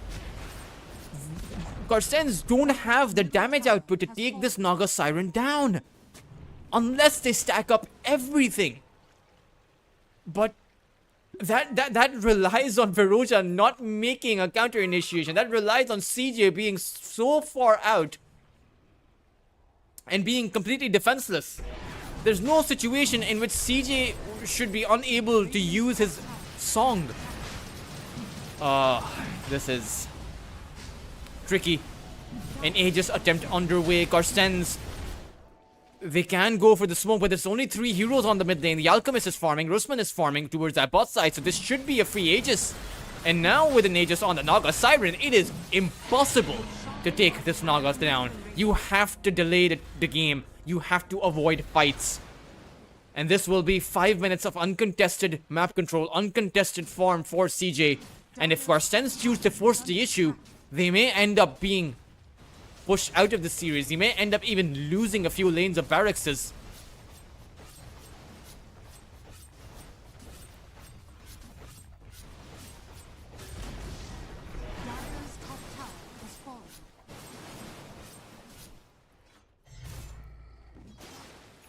WTD.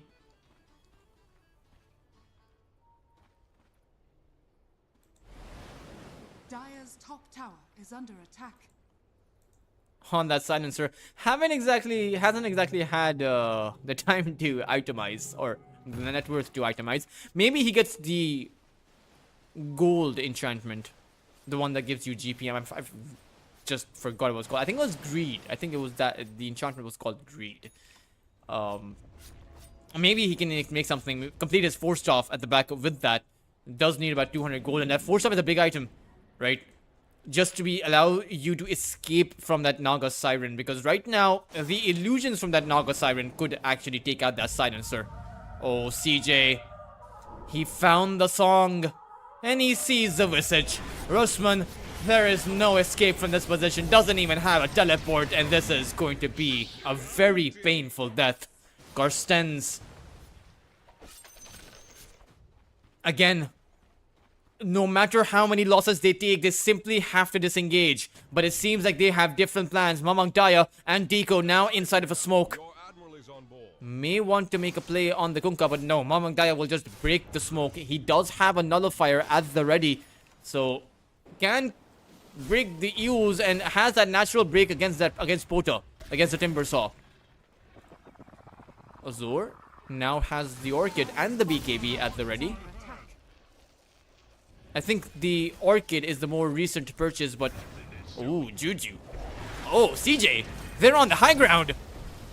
And the Silencer is gonna fall! CJ's illusions clear him up, and MB is the one in danger! The song isn't available for about 30 seconds. They do have the agent, but they need to be a bit careful. At the same time, Carstensz, they activate the pipe from coming in from Rusman. CJ, the one in danger. They have been able to stack up on that Naga Siren and will be able to find the Aegis. Vomi comes out with that Arena. Azor incredibly low. Pota finds the cleanup. Rusman now the one in danger as Juju, no lasso available, but doing so much damage with that Firefly. CJ to come in with that second life and that cleanup. Carstensz to go for the buybacks. Taking out Vomi just outside their fountain, but Veroja have dealt so much damage on towards Carstensz, and they look towards the Alchemist. This is Azur on a buyback. This is Azur on that dieback, down for about 90 seconds, and this will give the space for Veroja to potentially clean up the series, maybe go for these barracks, but sure enough, Carstensz, they are too far behind. It's going to be up to these three heroes, maybe the four if they wait for the Visage. Surely should wait for the Visage, but Juju will not allow it. Will go in for that lasso. CJ on a beyond godlike streak. Now moves on towards those tier 4s. No way to stop this push. There is no buyback for Mamang Daya. There is no buyback for Azor. The two cores are not available. It's now just on Rusman with his two supports. And I don't think they can do this. It's just simply impossible against the 4 heroes available, and even the Mars who's going to be coming in. Juju just using the flame break to keep Carstensz at bay, keeping themselves inside of that triangle. They do have a glyph available, so Mamang Daya will be available for the defense. But CJ does not seem too bothered about this. The throne is now exposed.